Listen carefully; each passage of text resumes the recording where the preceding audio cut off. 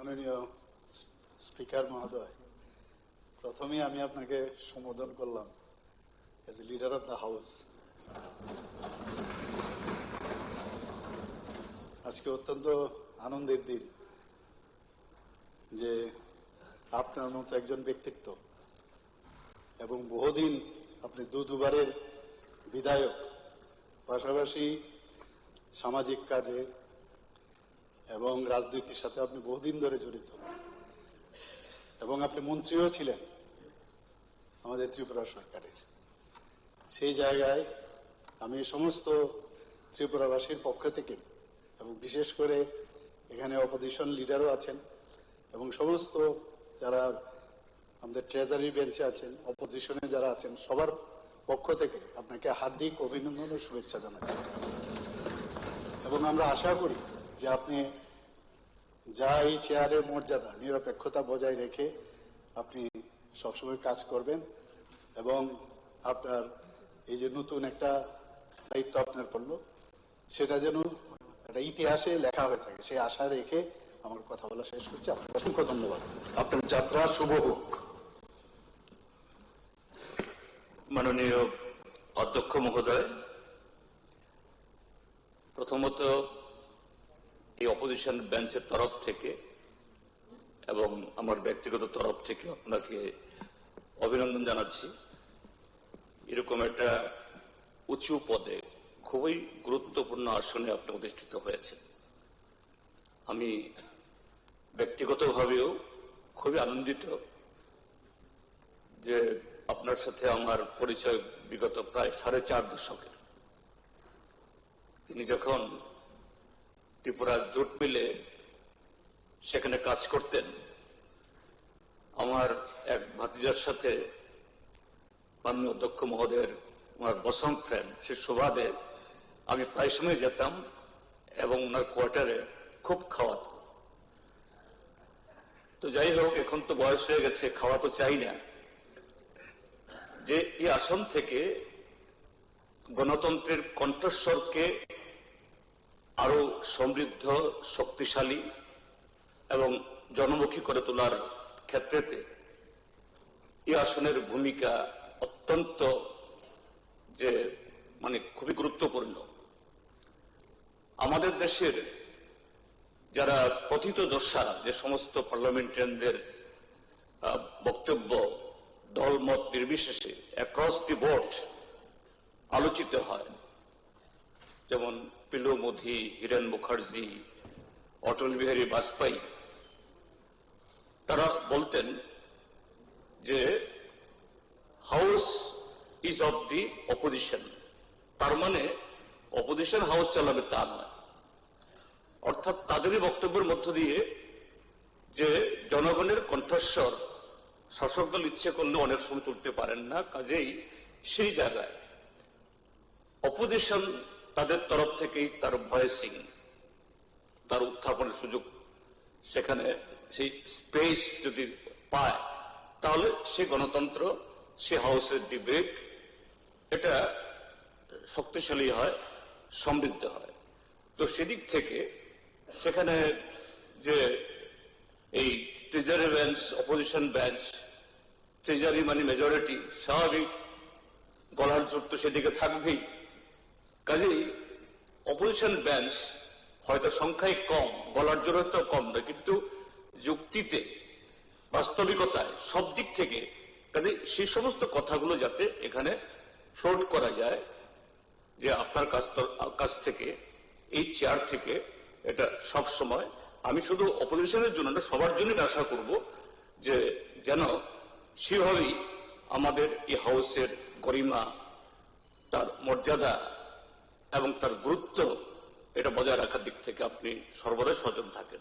আমরা প্রত্যেকেই কোনো একটা দল থেকে নির্বাচিত, আপনি নির্বাচিত হয়েছেন, তারপরও কোনো কোনো চেয়ারে যখন আমরা যাই তখন যে দলের ঊর্ধ্বে উঠে সেই চেয়ার এবং সেই চেয়ার থেকে গোটা রাজ্যকে, গোটা সমাজকে, গোটা ভবিষ্যৎকে সেভাবে আমাদের তার বিচার করতে হয়। আমরা আশা করব স্যার যে এই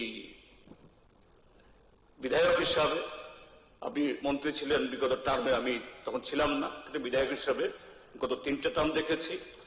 এবং রাজনীতিতে জয়েন করার আগে সামাজিক সাংস্কৃতিক বিভিন্ন কর্মসূচিতে আপনার যে নিষ্ঠা এবং লেগে থাকার যে প্রবণতা, যে না আমি তার সাথে আছি, কাজে এই ক্ষেত্রটিও আপনি সফল কাম হবেন এবং সেভাবেই আপনি চালাতে পারবেন, এই আস্থা ব্যক্ত করে আবারও আপনাকে অভিনন্দন এবং শুভেচ্ছা জানিয়ে আমার বক্তব্য শেষ করছি। ধন্যবাদ।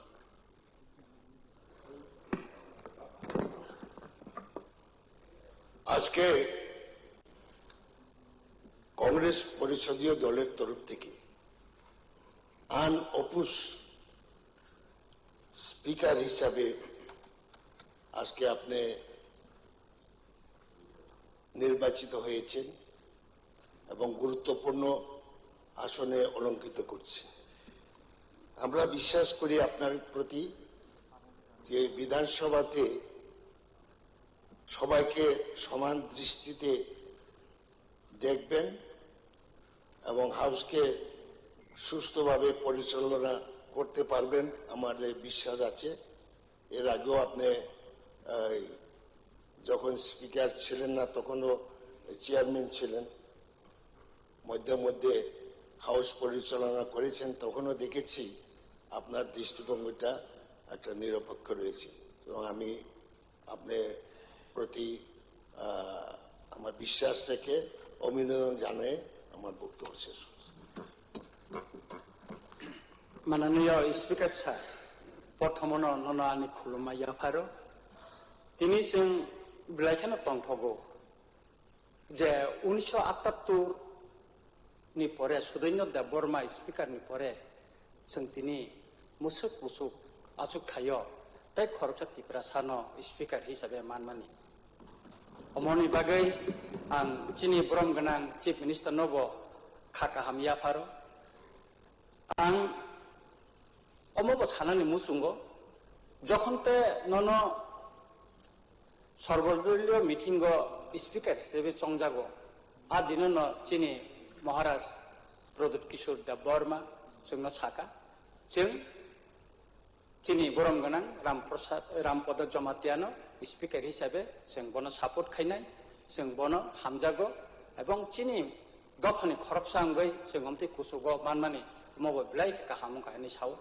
दिनाङाव कगनो बिनि कगनो हावो साका नों स्पिकार उंगेसो सिगां अ आसुक थायो चेयारमेन उंगै उंगखरु नों जतनो न समान बाबेखाय नायखा निनि सामुंनो जों बिलाइ खुसि नों साइमानो नों बाय आनि हालक साल पलक मानि बिसिउंखा जों पार्टी खायपानो नों बाय आनि हालक अनेक दिननि दंमानि बोता बुफायुं हाकै दंमानि बाबुबो जों एमएलए उंगै आं संजा खायमानि याबुलबो नों काहामखायनो आनो नायो ताइ हामजागो ताइ जतनो न समान बाबेखायनो नों जोंनो नों जखन ता हाउस चेयारमेन उंगै सामुं तांगो आफरे नों जतनो समान हायकेनो नासिगो आं खाख्लायो बोसखांनाय सालो निनि जे आसुक थायो आसुगै नों जतनो न समान बाबेखाय नायनाय एवं जों जे चिनि गणतान्त्रिक व्यवस्थाओ जे कक सानानि जे सेब्रक नों जतनो समान खेनो रिनाय अबसिनि पुइतो दंगो ताइ दिनैनि सालो आं जत्त चिनि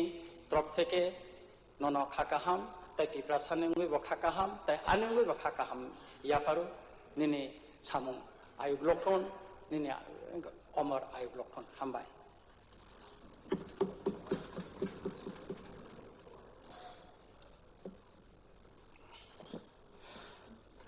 Balaike hamba yafaru sini katal klayoi uncontest new elected sini borang-borang speaker tinwani bodol ne ungoi balaike khaka ham yafaru aba tinini Tripura Legislative Assembly ni sini dafani ungoi kaisalai buma aba sujaknai abani bagai nini bisingtioi assembly ni joto barang-barang members tongnai rok barok nini bisingtioi coba cumanai te jotoni democratic right aba nang jotonanu rinai nini bisingtui abo poito khlayo thinanglo assembly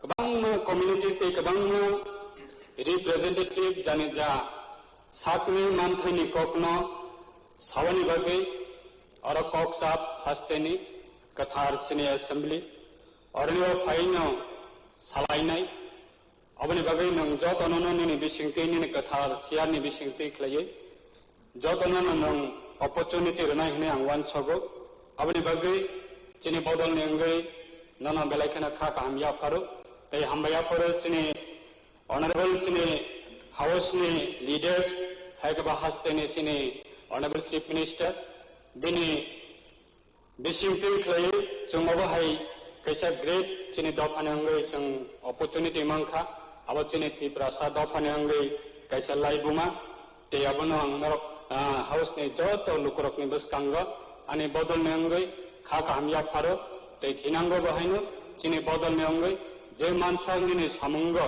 jong chubanai hambai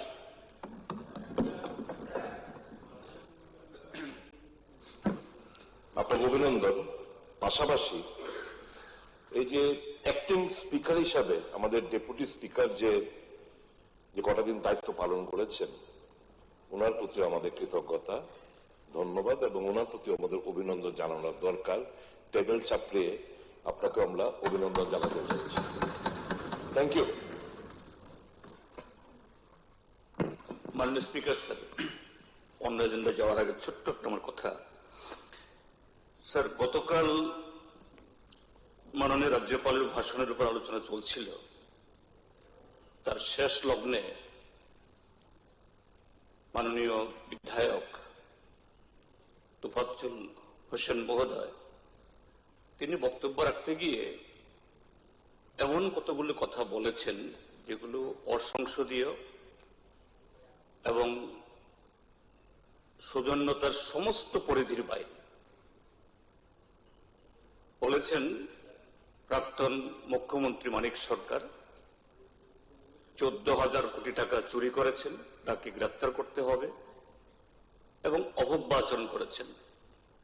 sir, আপনার কাছে আমার অনুরোধ যে কার্যবিবরণী থেকে এই সমস্ত unparliamentary সমস্ত শব্দগুলো বাতিল করা, এক্সপান্স করা এবং সাথে মাননীয় সদস্য তোফাজ্জল হোসেন তিনি হয়তোবা উত্তেজনার বশে অবচেতন মনে বলেছেন যে এই শব্দগুলি তিনি দুঃখ প্রকাশ করা যে এগুলি তিনি বলে এই হাউসকে তার মর্যাদাকে ক্ষুণ্ণ করেছেন, অপবিত্র করেছেন। স্যার, আপনার তরফ থেকে এই ইন্টারভেনশন চাইছি। হ্যাঁ, ধন্যবাদ। এলোকু যা রেখেছেন এটা পরে বিজনেসে শেষ হওয়ার পর চিন্তা করা হবে। এখন সম্মানীয় সদস্যবৃন্দ, সদস্যবৃন্দ, সবাইকে নমস্কার, যতন খুলুমখা। আজ ত্রয়োদশ ত্রিপুরা বিধানসভার নবম অধিবেশনের কার্যসূচি অনুসারে আমাকে ত্রিপুরা বিধানসভার অধ্যক্ষ পদে সর্বসম্মতিক্রমে নির্বাচিত করায় আমি আপনাদের সকলের প্রতি আন্তরিক কৃতজ্ঞতা ও ধন্যবাদ জ্ঞাপন করছি। আমি সম্পূর্ণভাবে অবগত যে ভারতীয় সংবিধানের অনুচ্ছেদ অনুযায়ী পরিচালিত এই গণতান্ত্রিক ব্যবস্থায় বিধানসভার অধ্যক্ষ পদটি অত্যন্ত মর্যাদাপূর্ণ, গুরুত্বপূর্ণ এবং দায়িত্বপূর্ণ। এই গৌরবময় দায়িত্ব পালনের ক্ষেত্রে আপনাদের সকলের সহযোগিতা, পরামর্শ ও সমর্থন আমার একান্ত প্রয়োজন। আমি বিশ্বাস করি আপনাদের সম্মিলিত সহযোগিতা ও সহমর্মিতার মাধ্যমে এই গুরুদায়িত্ব যথাযথভাবে পালন করতে সক্ষম হব। বিধানসভার অধ্যক্ষ পদের এই পবিত্র চেয়ারে অধিষ্ঠিত হয়ে আমি বিধানসভার সকল সম্মানীয় সদস্যকে সমদৃষ্টিতে দেখব এবং নিরপেক্ষতা, শৃঙ্খলা ও গণতান্ত্রিক মূল্যবোধের প্রতি সর্বোচ্চ শ্রদ্ধা রেখে বিধানসভার কার্যক্রম পরিচালনার জন্য সর্বাত্মক চেষ্টা করব। একই সঙ্গে আমাদের এই ঐতিহ্যবাহী বিধানসভার মর্যাদা ও গৌরব অক্ষুণ্ণ রাখার ক্ষেত্রেও আপনাদের সকলের পূর্ণ সহযোগিতা প্রত্যাশা করছি।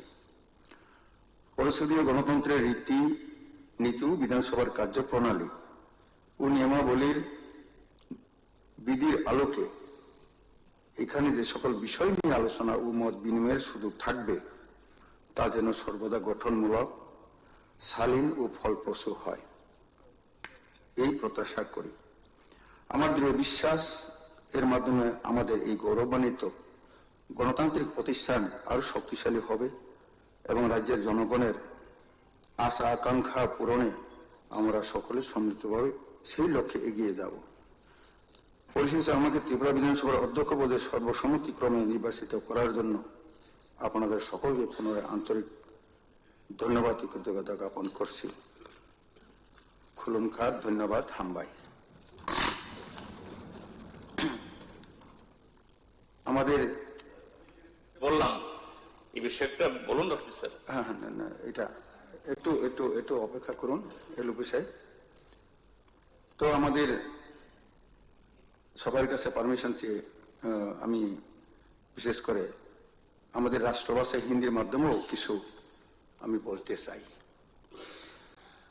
माननीय सदस्यगण नमस्कार खुलुमखा। आज इस पवित्र सदन में लोकतंत्र के इस भव्य मंदिर में जो जिम्मेदारी आपने मुझे सौंपी है उसके लिए मैं आप सभी का हृदय से वंदन करता हूं। मुझे इस उच्च सांविधानिक पद के लिए नामांकित करने वाले सभी साथियों के प्रति मैं अपनी कृतज्ञता ज्ञापित करता हूं। सर्वप्रथम मैं इस सदन के नेता और त्रिपुरा के यशस्वी मुख्यमंत्री प्रोफेसर डॉक्टर मानिक शाह जी का आभार व्यक्त करता हूं। इसके साथ ही नेता प्रतिपक्ष श्री जितेंद्र चौधरी जी, जो मेरे रिश्ते में चाचा जी भी लगते हैं, भाजपा विधायक दल के सदस्यों, त्रिपुरा के सदस्यों, कांग्रेस विधायक दल के सदस्यों, आईपीएफटी दल के सदस्यों और सदन में उपस्थित अन्य सभी माननीय सदस्यों को धन्यवाद देता हूं कि आपने मुझे सर्वसम्मति से सुनकर त्रिपुरा की लोकतांत्रिक परंपरा को नई ऊंचाई प्रदान की है। साथियों, अध्यक्षों की यह कुर्सी मेरे लिए कोई पद नहीं बल्कि त्रिपुरा के देवतुल्य जनता के विश्वास और आकांक्षाओं की अमानत है। मेरा विचार है कि सदन में सत्ता पक्ष और विपक्ष एक ही रथ के दो पहिया है। मैं यह स्पष्ट करना चाहता हूं कि अध्यक्ष के रूप में मेरे लिए ना कोई अपना है और ना ही कोई पराया। हमारे उपनिषद भी वही शिक्षा देते हैं, अयं निज परो वेति गणना लघु चेतोसम उदार चरितानंग तो वसुदेव कुटुंबकम। अर्थात यह मेरा है, यह दूसरा का है, ऐसा विचार संकीर्ण लोगों का होता है। महान लोग पूरी दुनिया को एक परिवार के रूप में देखते हैं। मेरे लिए केवल जनपक्ष सर्वोपरि है, सत्य प्रथम है। यह सदन केवल ईंट पत्थर की निर्जीव दीवारों नहीं है, बल्कि त्रिपुरा के उन व्यक्तियों की आकांक्षाओं और उम्मीदों का जीवंत केंद्र है जो सामाजिक जीवन में सबसे निचले पायदान पर मौजूद है। यहां गूंजने वाले हर आवाज में प्रत्येक त्रिपुरावासी को उसका उचित स्थान और सम्मान मिलेगा। मेरा प्रयास रहेगा कि हम चर्चा के स्तर को इतना ऊंचाई बनाए कि आने वाला पीढ़ियों इस सदन की कार्यवाही से प्रेरणा ले। हमें 3D मंत्र जैसे डिबेट, डिस्कशन और डिसीजन को आत्मसात करना होगा। मेरा लक्ष्य है कि सदन की मर्यादा अक्षुण्ण रहे, जहां तर्कों में तथ्य हो और विरोध में भी त्रिपुरा के विकास का विजन हो। मैं आप सभी को विश्वास दिलाता हूं कि मैं पूर्ण निष्पक्षता के साथ संविधान की मर्यादाओं और लोकतांत्रिक मूल्यों की रक्षा करूंगा। मुझे आशा है कि आपके सहयोग और सुझाव से हम सब मिलकर त्रिपुरा विधानसभा को और अधिक सशक्त और गरिमामय बनाएंगे। हम सबका साथ सबका विकास, सबका विश्वास और सबका प्रयास के मंत्रों को लेकर त्रिपुरा को एक त्रिपुरा श्रेष्ठ त्रिपुरा बनाने की दिशा में मिलकर काम करेंगे। एक बार फिर इस अभूतपूर्व विश्वास के लिए आप सभी को हृदय से आभार। जय हिंद, जय त्रिपुरा, जय भारत।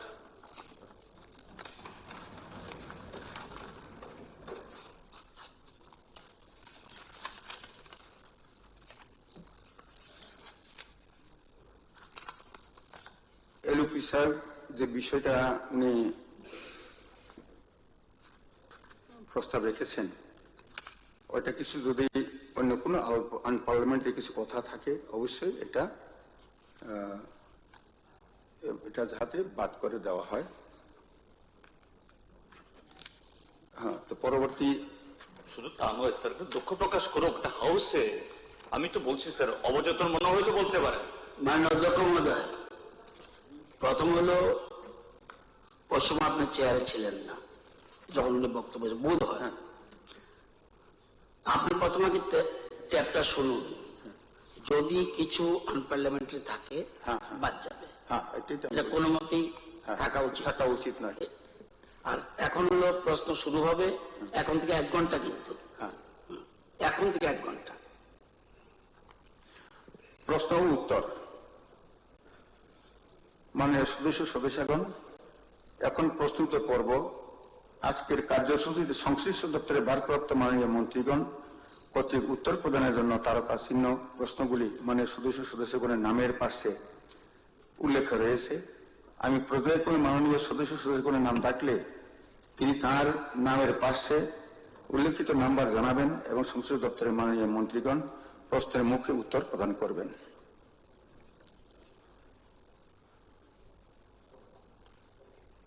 1 নম্বর প্রশ্ন শ্রী রঞ্জিত দাস মহোদয়।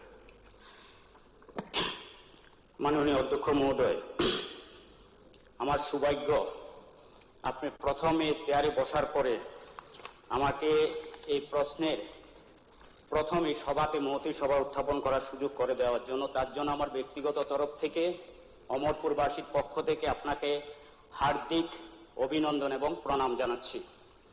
আমার স্টার কোশ্চেন নং 3।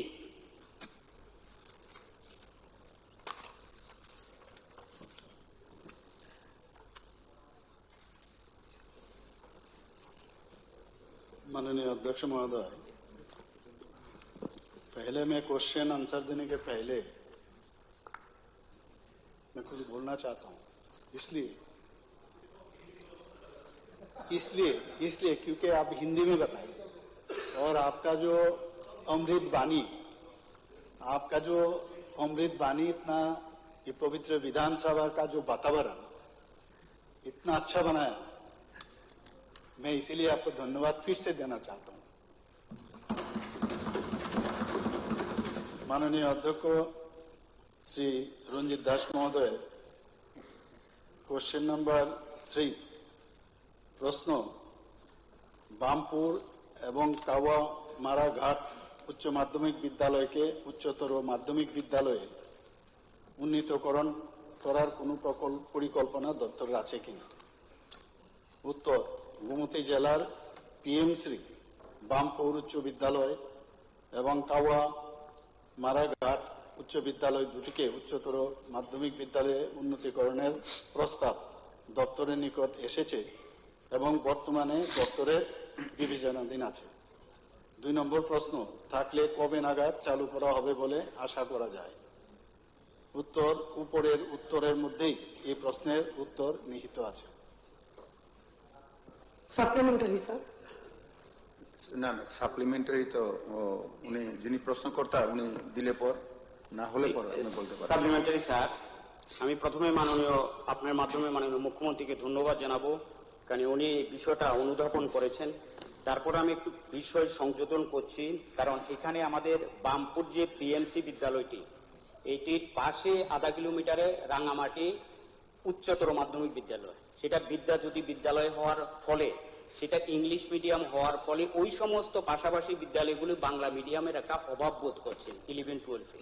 এই বিদ্যালয়টি বিশেষ গুরুত্বপূর্ণ, না হলে পরে সমস্ত ছেলেমেয়েরা অমরপুর শহরের উপরে বিদ্যালয়গুলোর উপরে চাপ পড়ছে। ঠিক একইভাবে কাওয়ামারা যে বিদ্যালয়টি, সেটা আমাদের অমরপুরের অদ্বৈত মল্লবর্মন স্মৃতি মহাবিদ্যালয়ের পাশে রয়েছে।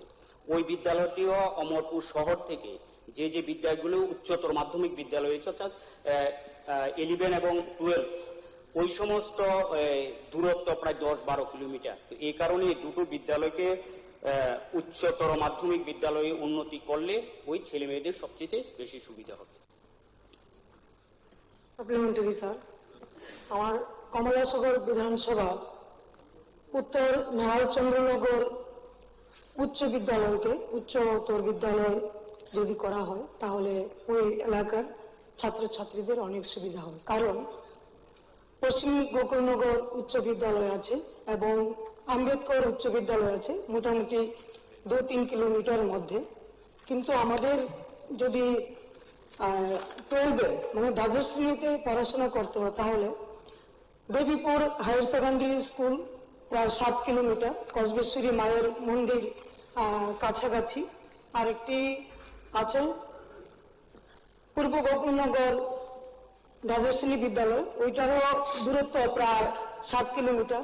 তো তারপর মিডলে ছেলে মেয়েদের যদি স্কুলে যেত 2বার গাড়ি বদলাতে হবে।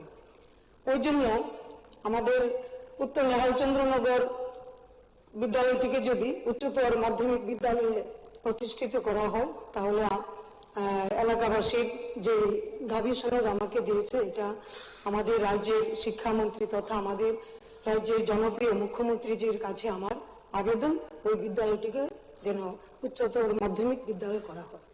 ধন্যবাদ। আমার একটা সাপ্লিমেন্টারি আছে। বিলোনিয়া বিধানসভার অনারেবল মেম্বারদেরকে অনুরোধ করব, আমাদের ইয়ে তো খুব কম সময়, তবু একটা শর্ট করে বলবেন, অনুরোধ করবো। হ্যাঁ, কারণ সবাই এখানে জ্ঞানী গুণী আছেন, আকারে ইঙ্গিতেই মানে এই স্কুলটাকে কি করতে চান বলেন। পাইকোলা দ্বাদশ বিদ্যালয় স্কুলটি 12-এ উন্নীত হয়েছে, সায়েন্সও সেখানে আছে।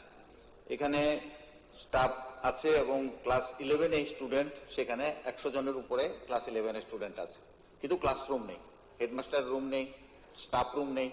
আমার প্রস্তাব হচ্ছে এখানে আরো 5টা রুম করা দরকার আর্জেন্টলি।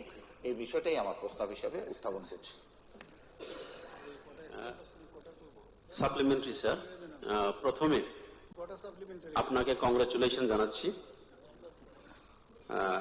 এই উচ্চ পদে আপনি আসন পেয়েছেন এবং আশা করি এবং ঈশ্বরে প্রার্থনা করব যে আপনি সুন্দরভাবে পরিচালনা করবেন। আমার সাপ্লিমেন্টারি হচ্ছে তৈদুবাড়ি হাই স্কুল একটা আছে, আরেকটা তৈদুবাড়ি হায়ার সেকেন্ডারি স্কুল আছে, তো আরেকটা জাম্বুকবাড়ি হাই স্কুল সেটিও ইংলিশ মিডিয়াম স্কুল হয়ে গেছে, এবং তৈদুবাড়ি হায়ার সেকেন্ডারি স্কুল সেটি আন্ডার বিদ্যাজ্যোতি স্কুল, সেটিও ইংলিশ মিডিয়াম হয়েছে। কিন্তু এখন তৈদুবাড়ি হাই স্কুল একটা মানে বাংলা মিডিয়াম স্কুল আছে, সেখানে কিন্তু ছাত্রছাত্রীরা পাস হবার পরে ক্লাস 11-12-এ ভর্তি হওয়ার জন্য বাংলা মিডিয়াম স্কুল তাদেরকে অম্পি যেতে হয় অথবা তেলিয়ামুড়া যেতে হয়। তো অম্পি এবং তৈদুবাড়ির প্রায় দূরত্ব 8 কিলোমিটার। তো সেখান থেকে ছেলে মেয়েরা ওখানে আপ ডাউন করে পড়াশোনা করা খুবই কঠিন। তাই আপনার মাধ্যমে আমি মাননীয় দপ্তরের ভারপ্রাপ্ত মন্ত্রীর কাছে আমি আবেদন রাখবো, তৈদুবাড়ি হাই স্কুল যে বেঙ্গলি মিডিয়ামটাকে হায়ার সেকেন্ডারি স্কুলে উন্নীত করার জন্য অনুরোধ রাখছি। ভাই, মাননীয় অধ্যক্ষ মহোদয়, এখানে মাননীয় বিধায়ক শ্রী রঞ্জিত দাস মহোদয় যে বললেন, এখানে অমরপুর ব্লকে কিন্তু 9টি উচ্চতর মাধ্যমিক বিদ্যালয় অলরেডি রয়েছে। এবং সেখানে এই বিদ্যালয়ে প্রায় 7টি বাংলা মাধ্যমের এবং 2টি ইংরেজি মাধ্যম রয়েছে। আর আমি তো বলেছি এখানে যে অলরেডি যে এই প্রস্তাব দপ্তরের নিকট এসছে, এটা বিবেচনাধীন আছে। এবং তাছাড়াও এখানে যে বামপুর উচ্চ বিদ্যালয়ের নিকটবর্তী উচ্চতর মাধ্যমিক বিদ্যালয়টি হল পিএমসি দক্ষিণ Amarpur town higher secondary school, এবং সেটা এই স্কুল থেকে 8 কিলোমিটার দূরে অবস্থিত। এবং কাওয়ামুড়া ঘাট উচ্চ বিদ্যালয় তার যে নিকটতম যে স্কুল আছে সেটা 5 কিলোমিটার দূরে অবস্থিত। কাজেই এগুলো দেখতে হয়। এবং এখানে উল্লেখ্য যে কোনো বিদ্যালয়কে পরবর্তী স্তরে যদি উন্নতি করতে হয় তাহলে সেখানকার শিক্ষক শিক্ষিকার সংখ্যা এবং বিদ্যালয়ের ইনফ্রাস্ট্রাকচার এবং নিকটবর্তী কোনো স্কুল আছে কিনা তার উপর চিন্তা ভাবনা করে তারপরে ডিসিশন। এখানে মাননীয় বিধায়িকা অন্তরাজি বললেন যে কমলা সাগরের যে বিষয়টা, এটা আমি এক্সামিন করার জন্য বলবো। মাননীয় বিধায়ক যেটা বললেন আমি এক্সামিন করে তারপরে এটা ডিসিশন নিতে হবে। নেক্সট মাননীয় বিধায়ক শ্রী গোপাল চন্দ্র রায়।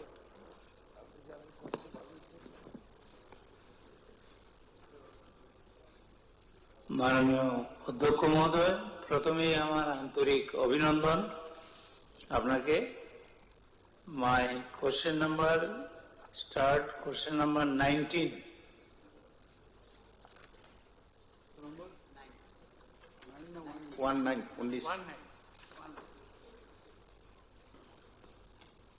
মাননীয় অধ্যক্ষ মহোদয়, মাননীয় বিধায়ক শ্রী গোপাল চন্দ্র রায় মহোদয়ের কোশ্চেন নাম্বার 19। প্রশ্ন 1 নম্বরে উল্লেখ করা আছে, ইহা কি সত্য যে আগরতলা শহরে রাম ঠাকুর বয়েজ অ্যান্ড গার্লস এবং সখীচরণ স্কুলে ক্লাস 11 এবং ক্লাস 12 বিজ্ঞান বিষয় পড়ানোর ব্যবস্থা নেই? উত্তর হচ্ছে কথাটি সত্যি। আগরতলা শহরে রাম ঠাকুর পাঠশালা বয়েজ হায়ার সেকেন্ডারি স্কুল ও রাম ঠাকুর পাঠশালা গার্লস হায়ার সেকেন্ডারি স্কুল এবং সখীচরণ বিদ্যানিকেতনে হায়ার সেকেন্ডারি স্কুলে ক্লাস 11 এবং 12 বিজ্ঞান বিষয়ে পড়ানোর ব্যবস্থা নেই। প্রশ্ন 2, সত্য হলে কবে নাগাদ চালু করা হবে বলে আশা করা যায়? উত্তর, বিদ্যালয় কর্তৃপক্ষ এবং পরিচালনা কমিটি থেকে এই সংক্রান্ত সুনির্দিষ্ট প্রস্তাব এলে বিদ্যালয়ের পরিকাঠামো, বিজ্ঞান বিষয়ক পরীক্ষাগার, বিজ্ঞান বিষয় খোলার প্রয়োজনীয়তা এবং প্রয়োজনীয় সংখ্যক বিজ্ঞান বিষয়ক শিক্ষক শিক্ষিকা রয়েছে কিনা ইত্যাদি বিবেচনা করে দপ্তর তার পদক্ষেপ গ্রহণ করবে। একবারে যা বলবেন বলে ফেলবেন, দ্বিতীয়বার যাতে না উঠতে হয়, কারণ তৃতীয়বার যাতে না উঠতে হয়, সময়টাও একটু শর্ট হয়ে যাবে। শুভ দিন, আপনি আনইউনিভার্সলি ইলেক্টেড হয়েছেন। আমি স্যার আমার বক্তব্য হলো, একদিকে আমি খুব লাকি, আজকে যে প্রশ্নটা এর মধ্যে গান্ধী রাম ঠাকুর বয়েজ অ্যান্ড গার্লস আমাদের 9 নম্বর বর্ণাবলী পুরো পড়েছে। আর আমাদের লিডার অফ দ্য হাউস মাননীয় মুখ্যমন্ত্রীর এলাকা সখীচরণ স্কুলটা পড়েছে। আজকে মোর দেন 20 ইয়ার্স এখানে বিজ্ঞান শাখা নেই। আর রাম ঠাকুর বয়েজ অ্যান্ড গার্লস এবং সখীচরণও এখানে একটু নিম্ন আয়ের লোকজনের পড়াশোনা করে, প্রতাপগড় থেকেও আছে চারিদিকে। স্যার, ওরা যদি বিজ্ঞান পড়ার থেকে বঞ্চিত হয়, যদি মুখ্যমন্ত্রী মহোদয় মনে করেন, তাহলে আমার কিছু বলার নেই। কিন্তু আমি বলবো যে এটা কনস্টিটিউশনাল কিনা এটা মাননীয় মুখ্যমন্ত্রী বিচার করবেন। ব্যাপারটা হলো সৌভাগ্য না দুর্ভাগ্য আমি জানি না, আমাদের একজন গান্ধী স্কুলের হেডমাস্টার, যদিও উনি ওই অতি বামের পক্ষে ছিল, এখন একটা ফোঁটা দিলেই তো রাম হয়ে যায়, এখন করে উনি গান্ধী স্কুলের হেডমাস্টার, আবার রাম ঠাকুর বয়েজের উনি ম্যানেজিং কমিটির সেক্রেটারি। কি করে হলো? আপনার ক্যান্টিনেটে তো আর আমি জানি না। তাইলে স্যার গান্ধী স্কুলও ডিস্টার্ব হচ্ছে, রাম ঠাকুর বয়েজও ডিস্টার্ব হচ্ছে। আমি মাননীয় মুখ্যমন্ত্রীর নিকট অনুরোধ করব যে বিদ্যালয় কর্তৃপক্ষ কি করবে, কারণ যে আমার গান্ধী স্কুলের যিনি প্রধান শিক্ষক তিনি তো রাম ঠাকুর বয়েসের উনি তো সেক্রেটারি ম্যানেজিং কমিটি এবং স্নেহজন্য একটা বিশেষ রাজনীতি স্যার প্রশ্নের সঙ্গে আছে স্যার, একটু বোঝার চেষ্টা করুন স্যার। আমি ওনার একটা বিরাট হাতের ছায়া ওনার মাথার উপর আছে বিরাট, এই জন্য অনেক আমি গান্ধী স্কুলের নিয়ম অনিয়ম সব লিখে এনেছি, এখন বলবো না। আমি যেটা বলতে চাই স্যার, মাননীয় মুখ্যমন্ত্রী যেহেতু আপনার এলাকার একটা স্কুল আছে, এটা আপনার পক্ষে একটু, আপনি একজন মুখ্যমন্ত্রী এবং বিদ্যালয় শিক্ষা আপনি দায়িত্বপ্রাপ্ত।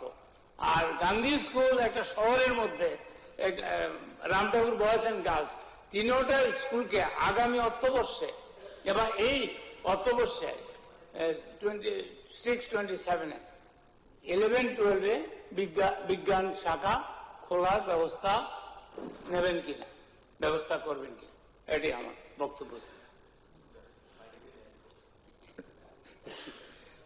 মাননীয় অধ্যক্ষ মহোদয়, মাননীয় বিধায়ক শ্রী গোপাল চন্দ্র রায় মহোদয়, একদিকে ভালো মানে যে সিনসিয়ারিটি বা অ্যাকাউন্টেবিলিটি আমি দেখেছি প্রায়ই আপনি এই তিনটে স্কুল সম্পর্কে আপনি সবসময় সচেতন থাকেন, ভালো।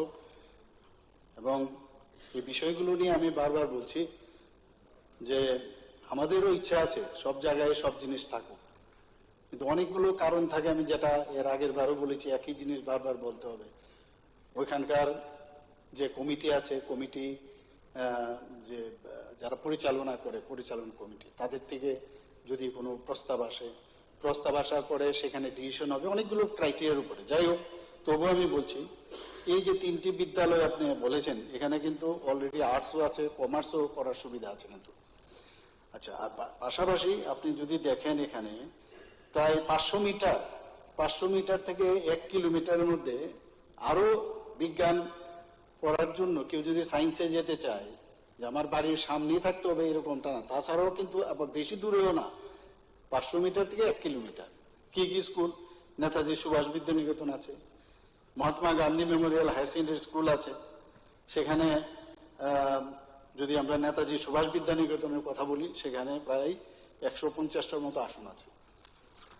Mahatma Gandhi memorial higher secondary স্কুলের কথা যদি বলি সেখানেও প্রায় 150 জন আসন বিজ্ঞানে পড়তে পারে ইচ্ছে হলে, আদার্স সাবজেক্টগুলো আছে।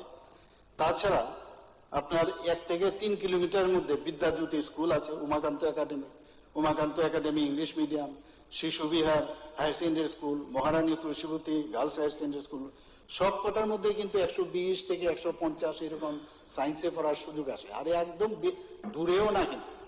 তবু আপনি যেহেতু বলছেন এবং আপনিও সিনসিয়ার এবং আপনি বললেন যে আউট অফ 3 1 তো আমার কনস্টিটিউয়েন্সির মধ্যেই পড়ে, তা বিষয়টা আমি দেখবো এবং আমি কথা বলবো যদি থাকে তো। কারণ আপনি দেখলেন সখীচরণ আর যে নেতাজি স্কুল এদের লাগালাগি কিন্তু, একদম রাস্তার এই পার ওই পার।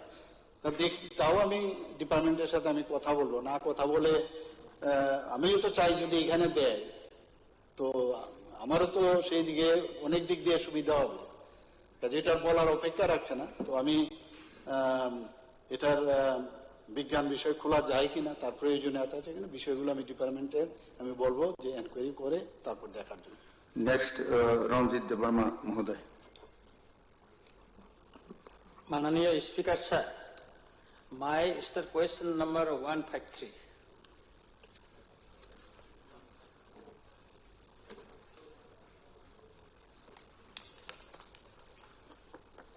মাননীয় অধ্যক্ষ মহোদয়, মাননীয় বিধায়ক শ্রী রঞ্জিত দেববর্মা মহোদয়, কোশ্চেন নাম্বার 153, সেখানে প্রশ্ন 1 রাখা হয়েছে রামচন্দ্রঘাট বিধানসভা কেন্দ্রে 2024-25 ইংরেজিতে এবং 2025-26 ইংরেজি অর্থবর্ষে কয়টি বিদ্যালয়ে মেরামতের কাজ হয়েছে?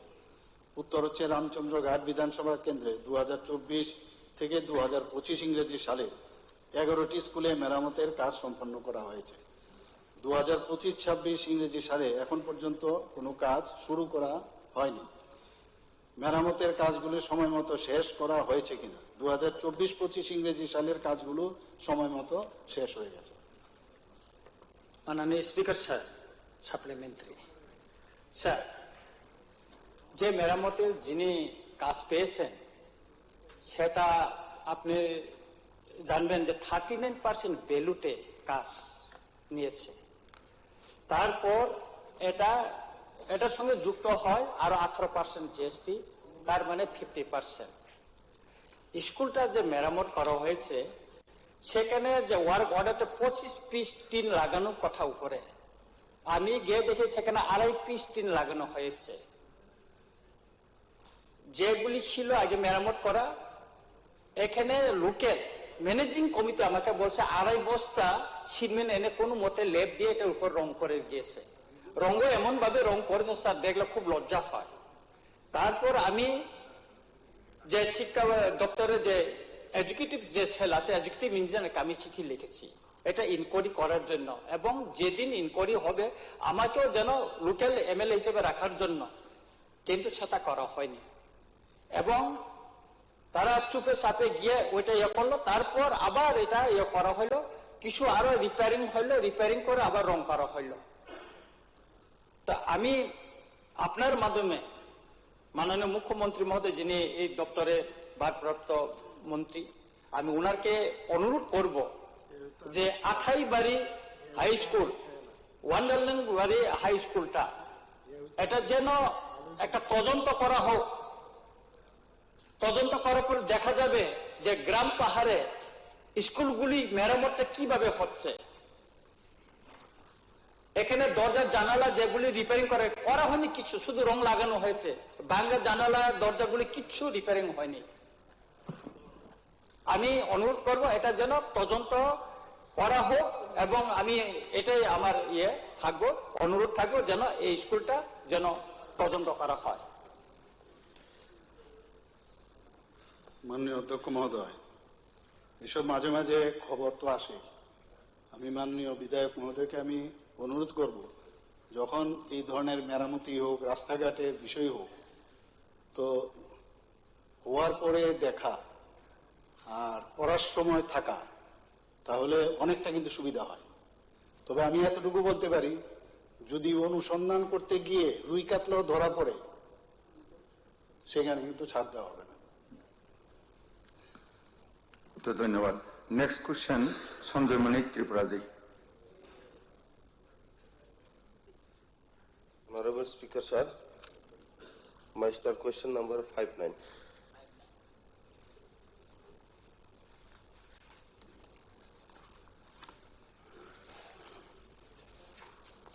মাননীয় অধ্যক্ষ মহোদয়, গত 15/1/2025 ইংরেজি তারিখে বিধানসভায় এডমিটেড স্টার্ট কোশ্চেন নাম্বার 94 উত্তরের পরিপ্রেক্ষিতে ত্রিপুরা ভাষা ও সাহিত্যের উন্নয়ন ও সংরক্ষণের জন্য পৃথকভাবে ত্রিপুরা ভাষা উন্নয়ন কমিটি কবে নাগাদ গঠন করা হবে বলে আশা করা যায়?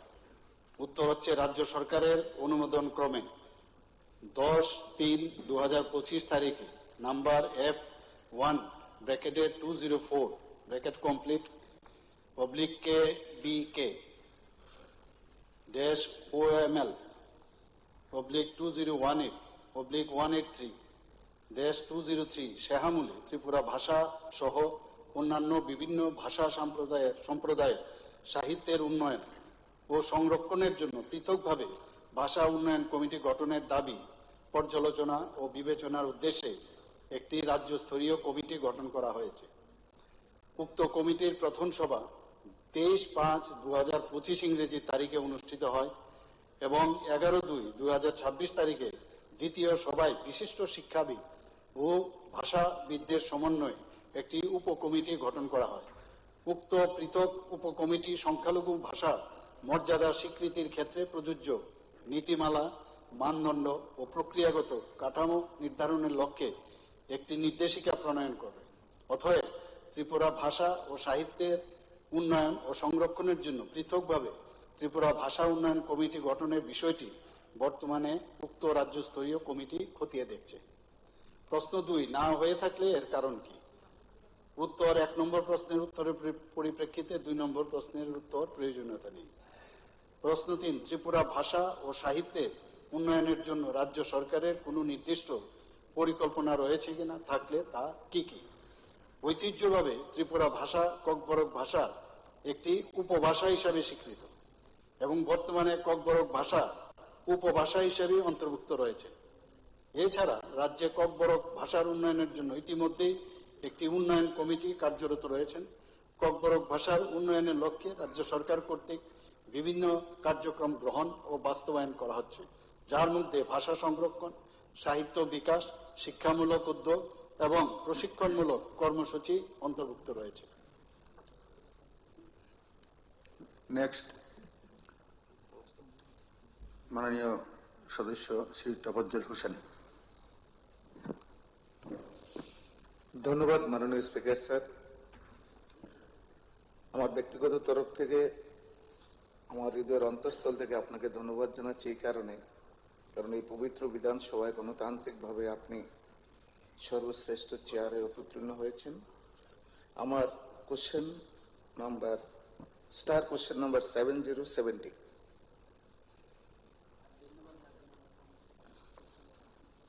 মাননীয় অধ্যক্ষ মহোদয়, মাননীয় বিধায়ক তফাজ্জল হোসেন মহোদয় যে প্রশ্নটা তুলেছেন এখানে 1 নম্বর, বক্সনগর ব্লক এলাকাধীন 8টি 12 বিদ্যালয়ের বাউন্ডারি ওয়াল নির্মাণ করার কোনো পরিকল্পনা দপ্তরের আছে কিনা? উত্তর হচ্ছে, সিপাহীজলা জেলা শিক্ষাদের কার্যালয়ের অধীনে বক্সনগর ব্লক এলাকায় 8টি বিদ্যালয়ের মধ্যে 2টি বাউন্ডারি ওয়াল আছে, আর অবশিষ্ট 6টির মধ্যে 3টিতে আংশিক বাউন্ডারি আছে, আর 3টিতে বাউন্ডারি ওয়াল দেওয়া বাকি রয়েছে। আর্থিক সংস্থান হলে বাউন্ডারি ওয়াল নির্মাণের পরিকল্পনা বিবেচনাধীন করা হবে। সাপ্লিমেন্টারি স্যার, আমি গত সেশনেও এটা সাপ্লিমেন্টারিতে এনেছিলাম যে বাউন্ডারি ব্যাপারটা আমাদের যে মাননীয় মুখ্যমন্ত্রী মহোদয় এবং দপ্তরের মন্ত্রী মহোদয় বলেছেন যে সত্য যে আমাদের 3টা স্কুল, সেই 3টা অত্যন্ত সেন্সিটিভ, কারণ এই 3টা স্কুল 12 স্কুল কিন্তু এগুলো মার্কেটের পাশাপাশি অবস্থিত। তো 12 স্কুল যেহেতু সেগুলোর মধ্যে আমাদের ম্যাচিউরড মেয়ে ছেলে স্কুলে যায়, যার জন্য মার্কেটের পাশাপাশি হওয়ার কারণে, এবং একটা স্কুল তো মার্কেটের মাঝখানেই, তো যার কারণে এখানে যে স্টুডেন্টদেরকে এবং বিশেষ করে মেয়েদেরকে টিচিং করা হয় অত্যন্ত জরুরি, সেন্সিটিভ। এই 3টে স্কুল 12 স্কুল আমাদের বাউন্ডারির জন্য। যাই আমার দপ্তরের মন্ত্রী মহোদয় এবং মাননীয় মুখ্যমন্ত্রীকে অনুরোধ করব, প্লিজ দয়া করে এই সেন্সিটিভ ব্যাপারটা চিন্তা করে যদি, এবং ম্যাচুয়ার স্টুডেন্ট এখানে স্কুল আসা যাওয়া করে বাজারের মধ্য দিয়ে এটাকে যদি আমরা বাউন্ডারি করি, মাননীয় মন্ত্রী মহোদয় সদয় হন, তাহলে আমার প্লিজ যদি বক্সনগর ব্লক এরিয়া 3টে স্কুল কমপক্ষে আমাদের বাউন্ডারি করার জন্য আমি অনুরোধ করব। ধন্যবাদ। মাননীয় অধ্যক্ষ মহোদয়, আমাদের দপ্তরের তো আমরা সবাই জানি যে দপ্তরে আর্থিক সীমাবদ্ধতা রয়েছে। তথাপি পরিকল্পনা অনুযায়ী ধীরে ধীরে বিদ্যালয়ের চাহিদা অনুযায়ী বাউন্ডারি ওয়াল নির্মাণ করার প্রচেষ্টা জারি থাকবে। এখানে প্রসঙ্গক্রমে 2018 সাল থেকে এখন পর্যন্ত, কারণ বহু জায়গায় not only around the school, অনেকগুলো হসপিটালেও দেখবেন বাউন্ডারি ছিল না, তো ধীরে ধীরে করে আমরা বাউন্ডারি দিচ্ছি। তো 2018 থেকে এখন পর্যন্ত আমরা সারা ত্রিপুরাতে প্রায় 69টি বিদ্যালয়ে বাউন্ডারি ওয়াল নির্মাণ করেছি আমরা। তো ধীরে ধীরে আর্থিক ব্যবস্থা হলে মাননীয় বিধায়ক তফাজ্জল হোসেন যে বলেছেন, সেই প্রচেষ্টা দপ্তরের তরফ থেকে আমি বলবো সেটাকে প্রায়োরিটি দিয়ে দেখার জন্য। ধন্যবাদ। এখন পরবর্তী প্রশ্ন, Pathanlal জমাতিয়াজি। Thank you so much, Honorable Speaker, sir. My start question number 87.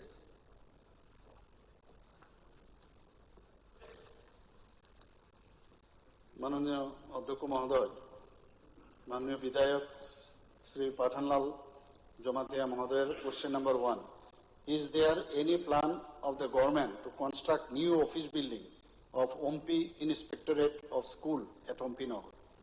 Answer is no. At present there is no plan to construct new office building for Inspectorate of Schools at OMPI? Question number 2. If yes, when? Question does not arise. Supplementary sir, OMPI IS office বর্তমানে একটা ছোট্ট 2 থেকে 3 গন্ডার মধ্যে ছোট্ট একটা office আছে, চালটা টিনের চাল দিয়ে, এবং খুব কনজেস্টেড। আমি যখন যাই দেখতে পাই সেখানে একদম অফিসের যতগুলি কাগজপত্র রাখতে এবং স্টাফের যেভাবে চলাফেরা করার মতো সাফিসিয়েন্ট স্পেস সেখানে নেই। এবং এত ছোট্ট জায়গার মধ্যে যেহেতু ওই বিল্ডিংটা করা হয়েছে, খুব কনজেস্টেড এবং বিল্ডিংটা খুব পুরনো বিল্ডিং, সেখানে কিছু ফাটল ধরে গেছে। তাই এবং IS অফিসটা আমরা জানি খুব ইম্পর্টেন্ট। সেখানে আমাদের প্রায় 244 জনের যারা টিচিং স্টাফ, এবং এই IS স্কুলের আন্ডারে প্রায় 41টা SB স্কুল, হাই স্কুল এবং হায়ার সেকেন্ডারি স্কুল আছে। তো টোটাল স্টাফ মিলে সেখানে 244। তো তাদের যে সার্ভিস বুক থেকে শুরু করে অফিসিয়াল যত কর্মক্রিয়া এবং ছাত্রছাত্রীদের মিড ডে মিলের যত ইম্পর্টেন্স ডকুমেন্টসগুলি কিন্তু সেখানে রাখা হয়। তো সেই অফিস যদি প্রোটেক্টেড না থাকে তো কি হবে সেটা তো আপনি জানেন। তো আপনার মাধ্যমে আমি অনুরোধ করব মাননীয় দপ্তরের মন্ত্রীর কাছে, এবং আমি জানতে চাইব নতুন অফিস বিল্ডিং যে IS অফিসটা করা হবে কিনা। Supplementary sir. Sir supplementary sir. একজনেই বলবেন।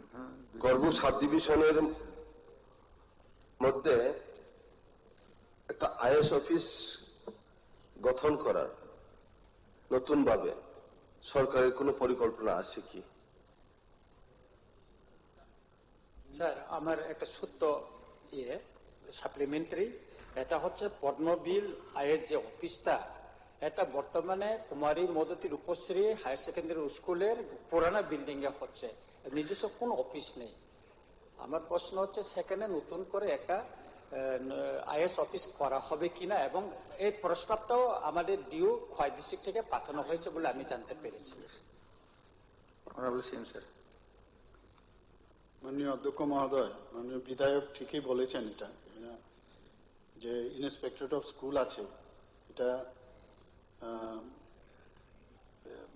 ওইখানে প্রায় 40টা স্কুল এই ইন্সপেক্টরেট যে স্কুল অফ ইন্সপেক্টরেট আছে এখানে, তারা ওই 40টা স্কুল সেগুলো দেখছেন, ওনারা ইন্সপেক্ট করেন।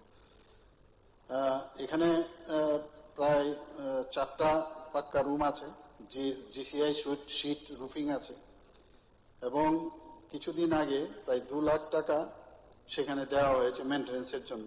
Further time to time fund for office contingency and minor repair had been provided. এবং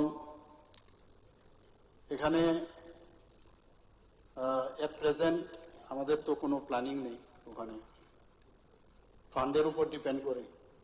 যদি ফান্ড সেইভাবে পাওয়া যায় তো কনস্ট্রাকশন ভবিষ্যতে চিন্তা করা যেতে পারে। আর বাকি আমাদের রঞ্জিত বাবু বা সঞ্জয় বাবু যেটা বললেন সেটা আমি এখানে আমাকে বলা মানে কি এই জায়গাটা আপনারা পেয়েছেন, আধিকারিকরা শুনেছে, নোট ডাউন করেছে, বিষয়টা আমি দেখে খতিয়ে দেখে তারপর কথা বলতে হবে। Next question, honourable member Paul দাংশুজি। Start question 115, sir.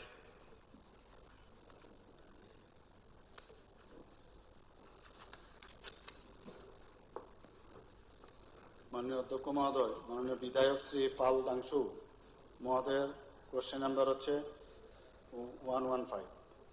Number 1, do government have plan to regularize SSA or contractual teachers?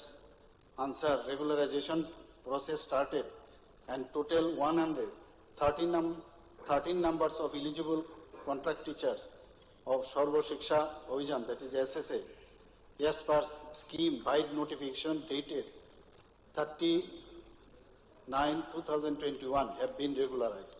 Meanwhile, a case regarding regularization of Sarva Shiksha Abhijan contract teacher is pending in the Honorable Supreme Court of India.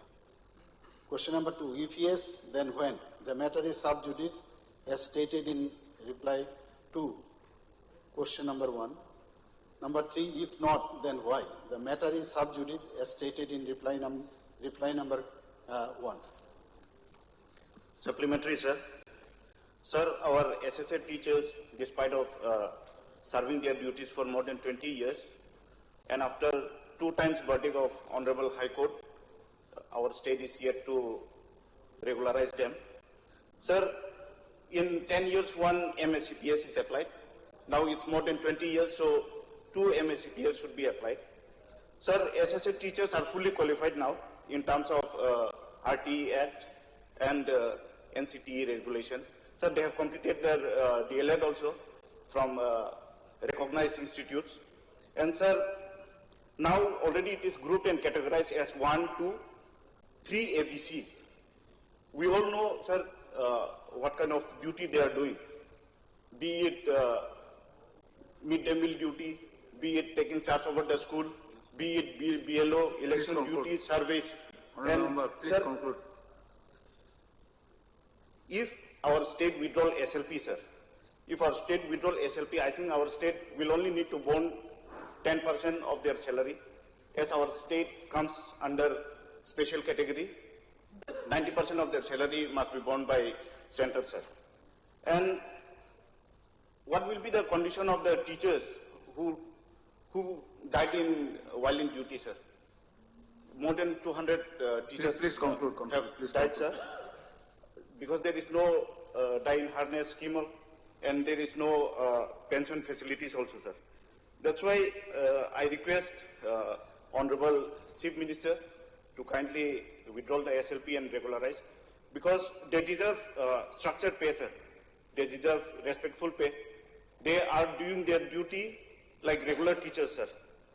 So I request to give them the financial security to withdraw the SLP, and not only SSA teachers, sir, all the other contractual teachers, be it vocational teachers, be it ICT, be it BRP, CRP, sir. They are doing their duty like regular teachers. So this will be my earnest request to the Honorable Minister to kindly withdraw the SLP and regularize them. Thank you. Sir আমি একটু যুক্ত করছি এখানে। তো মূল বক্তব্য তো বলেছেন যিনি প্রশ্নকর্তা।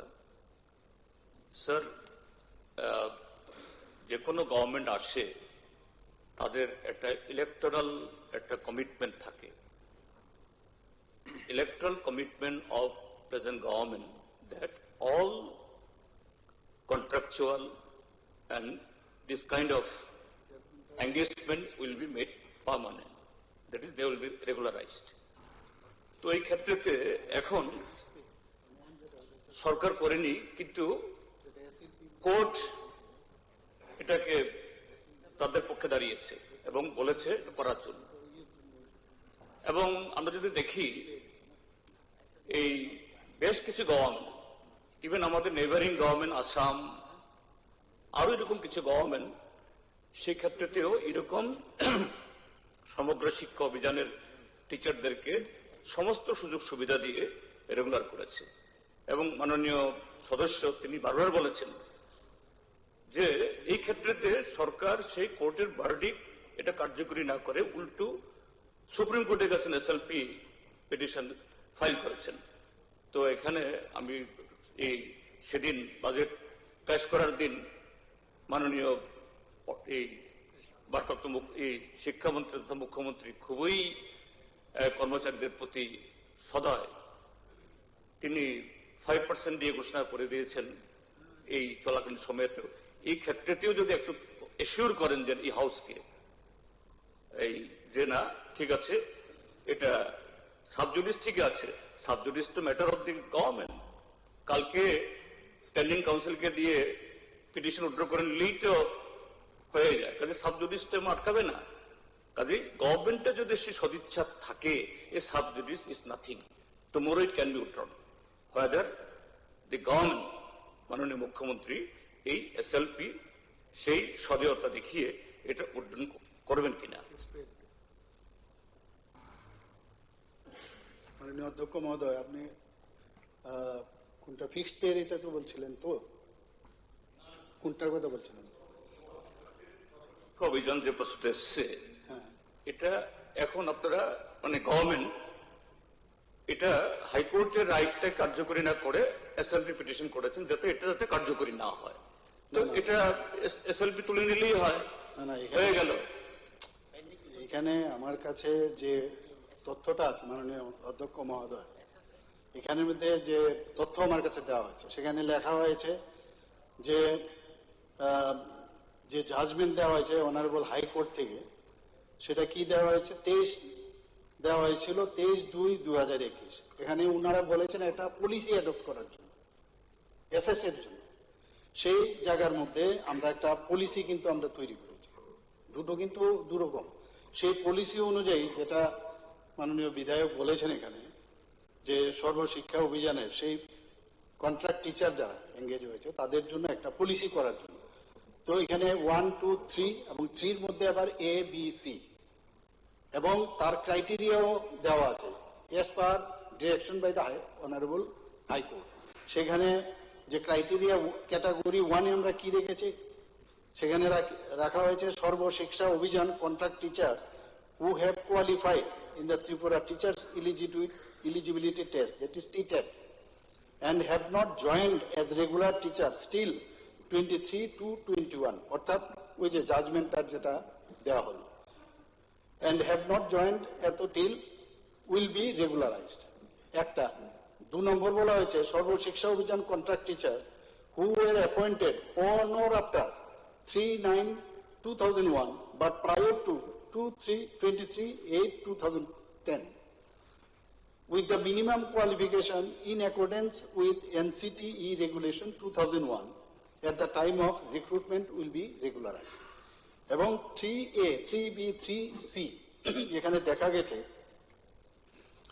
যে টোটাল 113 জন মাত্র Sarva Shiksha Abhiyan contract teachers they have been found eligible for regularisation, এবং তাদেরকে কিন্তু আমরা রেগুলারাইজও করি।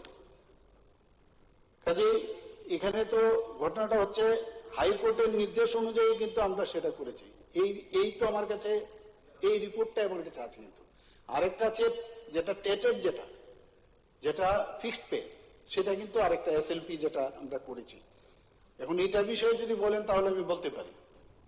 আমি বুঝতে পারছি না এখানের সাথে আমার কাছে যে দেওয়া আছে এখানে কিন্তু আর কোনো আমার কাছে তথ্য এখানে নেই। এতটুকুই দেওয়া আছে যে 113 জন মাত্র ইলিজিবল হয়েছে। আপনি গুলিয়ে ফেলছেন, ওইটার ওই কেসটা না, রেগুলারাইজেশন। এটা সমগ্র শিক্ষা অভিযানের একটা কেস। যারা শিক্ষকতা করছে তাদেরকে রেগুলারাইজ করার জন্য হাইকোর্ট, মাননীয় ত্রিপুরা হাইকোর্ট একটা অর্ডার দিয়েছে। এই অর্ডারের বিরুদ্ধে রাজ্য সরকার তাদের রেগুলারাইজ না করে এটা এসএলপি দাখিল করেছেন অ্যাপেক্স কোর্টে। এটার কথাই আমরা বলার চেষ্টা হচ্ছে যে ওটা যদি আপনারা রেগুলারাইজ করার হাইকোর্টের এসএলপি না করে যদি একটা আমাদের স্ট্যান্ডিং কাউন্সিল রাজ্য সরকারের তাদেরকে দিয়ে যদি এটা উইথড্র করে নেন, তাহলে তো অবভিয়াসলি এদের এই হয়রানিটা হতে হয় না। ওটার কথা বলছেন। আর আরেকটা যেটা বলছেন আপনি, সেটা হচ্ছে ওই যে রিসেন্টলি যে ফিক্সড পে নেওয়া চলবে না, তাদেরকে রেগুলার করার যে অর্ডারটা, ওটা বলছে না, সমগ্র শিক্ষা অভিযানের কথা বলছে। আর উঠেছে যখন ওটা কেন বলবো না? Same thing applies to that also. Both the cases, instead of filing an SLP before the apex court, our appeal to the government is যে আমাদের রাজ্যের ছেলেদের রেগুলারাইজ করার যে একটা অভিপ্রায় আপনাদের as per your commitment in the before the assembly elections in your manifesto, that should be fulfilled. Other states are doing so. Why not this government? এটা হচ্ছে আমাদের মূল বক্তব্য।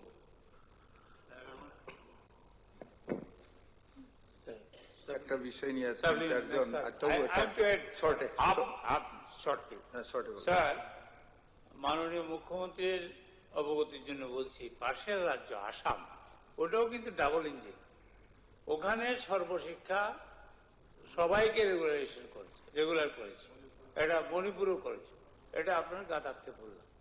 এখন এসএলপি করা সুপ্রিম কোর্টে কর্মচারীদের সাথে, এখানে আপনার একটা ছবি দেখে আমার খুব ভালো লেগেছে।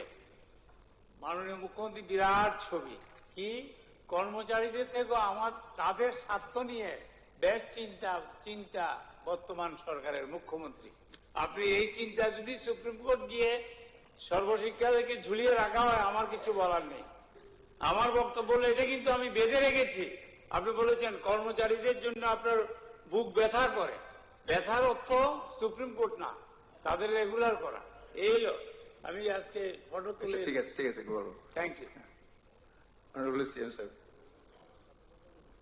মাননীয় অধ্যক্ষ মহোদয় যে বিষয়টা এনেছে এসএলপি আছে ঠিকই ঠিকই বলেছে, তবে আমি এটা ল ডিপার্টমেন্টের সাথে আমার কথা বলতে হবে, বলে তারপরে কথা বলবো।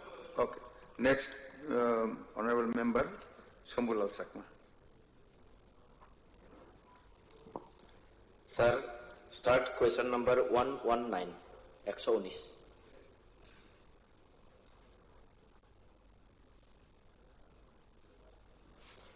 Honorable Speaker, sir.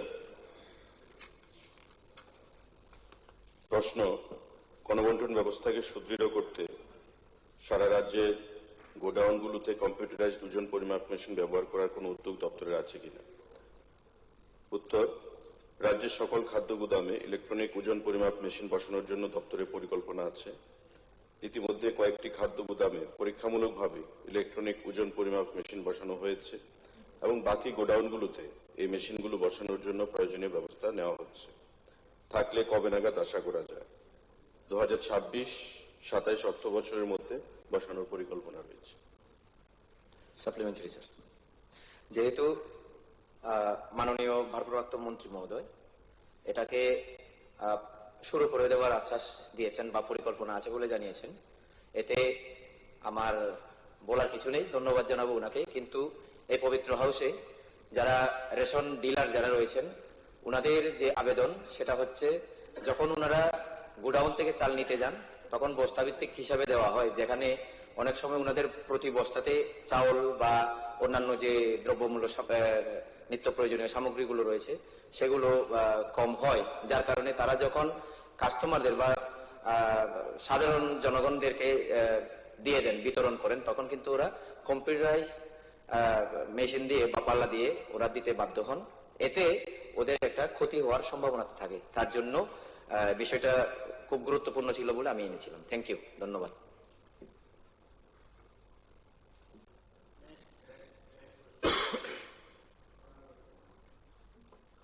Honourable member Ramtaji. মাননীয় অধ্যক্ষ মহোদয় স্যার, আপনাকে প্রথমেই শুভেচ্ছা এবং অভিনন্দন জানাচ্ছি। আমার এফডিতে স্টার্ট কোশ্চেন নাম্বার 168।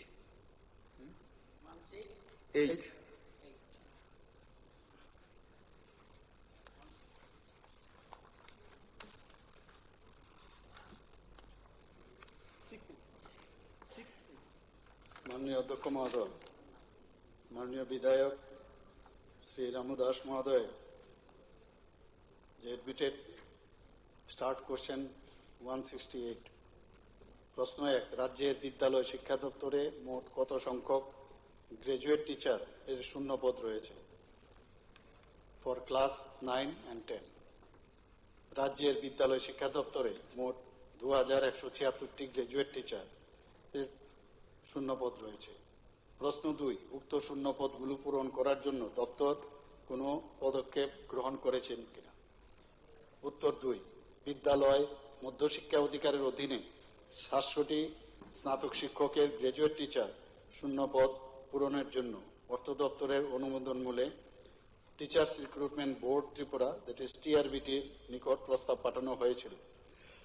যথারীতি 700টি পদের জন্য টিচার্স রিক্রুটমেন্ট বোর্ড ত্রিপুরা স্নাতক শিক্ষক গ্রাজুয়েট টিচার্স নিয়োগের পরীক্ষা selection test for graduate teachers 14 ফেব্রুয়ারি 2026 তারিখে গ্রহণ করেছে। অতি শীঘ্রই শূন্য পদগুলো পূরণ করা হবে বলে আশা করা যায়। Supplementary sir. স্যার, অনেক বছর হয়ে গেছে স্যার এই এসটিজিটি নিয়োগ হচ্ছে না এবং শূন্যপদ যেটা শুনেছি প্রায় 2000-এর উপরে। তো আমাদের রাজ্য ত্রিপুরা এই রাজ্যের মধ্যে অনেক শিক্ষিত এবং বিএড করা যুবক যুবতী আছে, তারা প্রতিদিনই আশার আলো থাকে যে কখন সরকার নিয়োগ করবে। এবং আমাদের কাছে তারা যখন আমরা এলাকা এলাকা যাই, আমার বিষয় রয়েছে এখানে যে সরকার এই যে এত এত সময় লেগেছে, 700 মানে মাত্র 2000 মধ্যে মাত্র 700, তো 2000 নিয়োগ করতে সরকারে মানে এত কেন করছে না? 2700 জন নিয়োগ করলে তো আরো প্রায় 1300-1400 লোক থাকবে, তো নিয়োগ কেন হচ্ছে না? তো নিয়োগ যাতে যথাসময় হয়, যাতে যুবকরা, আমাদের রাজ্যের যুবক যুবতীরা কোথায় যাবে তারা, যথাসময় যাতে নিয়োগটা করা হয় সে বিষয়ে সরকার যাতে দেখে, এটা আমার সাপ্লিমেন্টারি করে নেই। মাননীয় ভারপ্রাপ্ত মন্ত্রী জানাবেন কি যে ক্লাস 9 এবং 10 দ্যাট ইজ এসটিজিটি লাস্ট কবে নিয়োগ হয়েছিল? কত বছর ধরে ক্লাস 9-10-এর এই যে 2176টি আপনি এখন শূন্য পদ বলছেন, লাস্ট এই এসটিজিটি নিয়োগ কবে হয়েছিল? এক। এবং দেখা গেছে 14 ফেব্রুয়ারি 2026 পরীক্ষা নিয়েছে, বহু বছর বাদে, লাস্ট টাইমটা আমি জানতে চাই। তো এগুলো রেজাল্ট বের করে কবে নাগাদ তাদেরকে ছাত্র ছাত্রীদের স্বার্থে তাদেরকে নিয়োগপত্র দেওয়া হবে? এবং নিয়োগপত্র যে দেবে সেটা কি রেগুলার বেসিসে নাকি ফিক্সড পেতে? as per the High Court order, as per the High Court order, which you people have appealed in the Supreme Court, now whether they will be appointed as regular teachers or fixed teachers? Regular scheme. I am great, sir. Happy. Sir, মাননীয় মুখ্যমন্ত্রী বলেছেন 2100 something post 176, এটা অর্থ দপ্তরের কাছে এটা পাঠানো হয়েছে। এটা শুনলে ভয় লাগছে, কারণ আজ থেকে 2 বছর আগে মাননীয় মুখ্যমন্ত্রীকে আমি ওই মিউজিক টিচার তারা আমার কাছে গিয়েছিল, ইন্টারভিউ দিয়েছে, এটা উনি বলেছেন 330 মনে হয় 3জন পাঠিয়েছেন, এটা মাননীয় অর্থমন্ত্রী বলেছেন মঞ্জুর হয়েছে। এখন অব্দি কোনো আলো বাতাস নেই, কিচ্ছুই নেই, এখনো কিছু পাচ্ছি না স্যার। এটা পাঠালে তো ভয় লাগে। শিক্ষা দপ্তর আর আপনার মধ্যে যে কি লেনদেন, ফাইল আদান প্রদান হচ্ছে আমরা জানি না, কিন্তু কেউ চাকরি পায় না। এখানে আরেকটি কথা স্যার আমি যোগ করে দিচ্ছি, কিছুদিন আগে টেট উত্তীর্ণদের হাইকোর্টে রায়ের পরেও স্যার তাদেরকে ফিক্সডে নিয়েছেন। এরা টেটও পরীক্ষা দেবে, 50%-এর উপরেও থাকবে, আবার আপনি চাকরিও দেবে, ইন্টারভিউ নেবেন, তারপরে আবার 5 বছর তারা ফিক্সডে থাকতে হবে।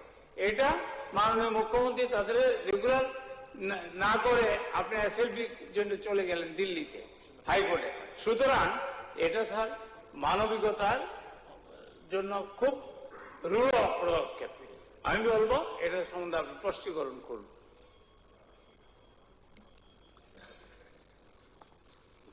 মাননীয় অধ্যক্ষ মহোদয়, এখানে টিআরবিটি গঠিত হয় 2015 সালে এবং তারপরে 2016 সাল থেকেই বিদ্যালয় মধ্যশিক্ষা অধিকারের অধীনে এই যে স্নাতক শিক্ষক গ্রাজুয়েট টিচার্স ক্লাস 9-10-এর এই যে শূন্য পদগুলো অর্থ দপ্তরের তখনও কিন্তু অনুমোদন নিত এবং ধাপে ধাপে এই এসটিজিটির মাধ্যমে সেগুলো পূরণ করা হয়েছে।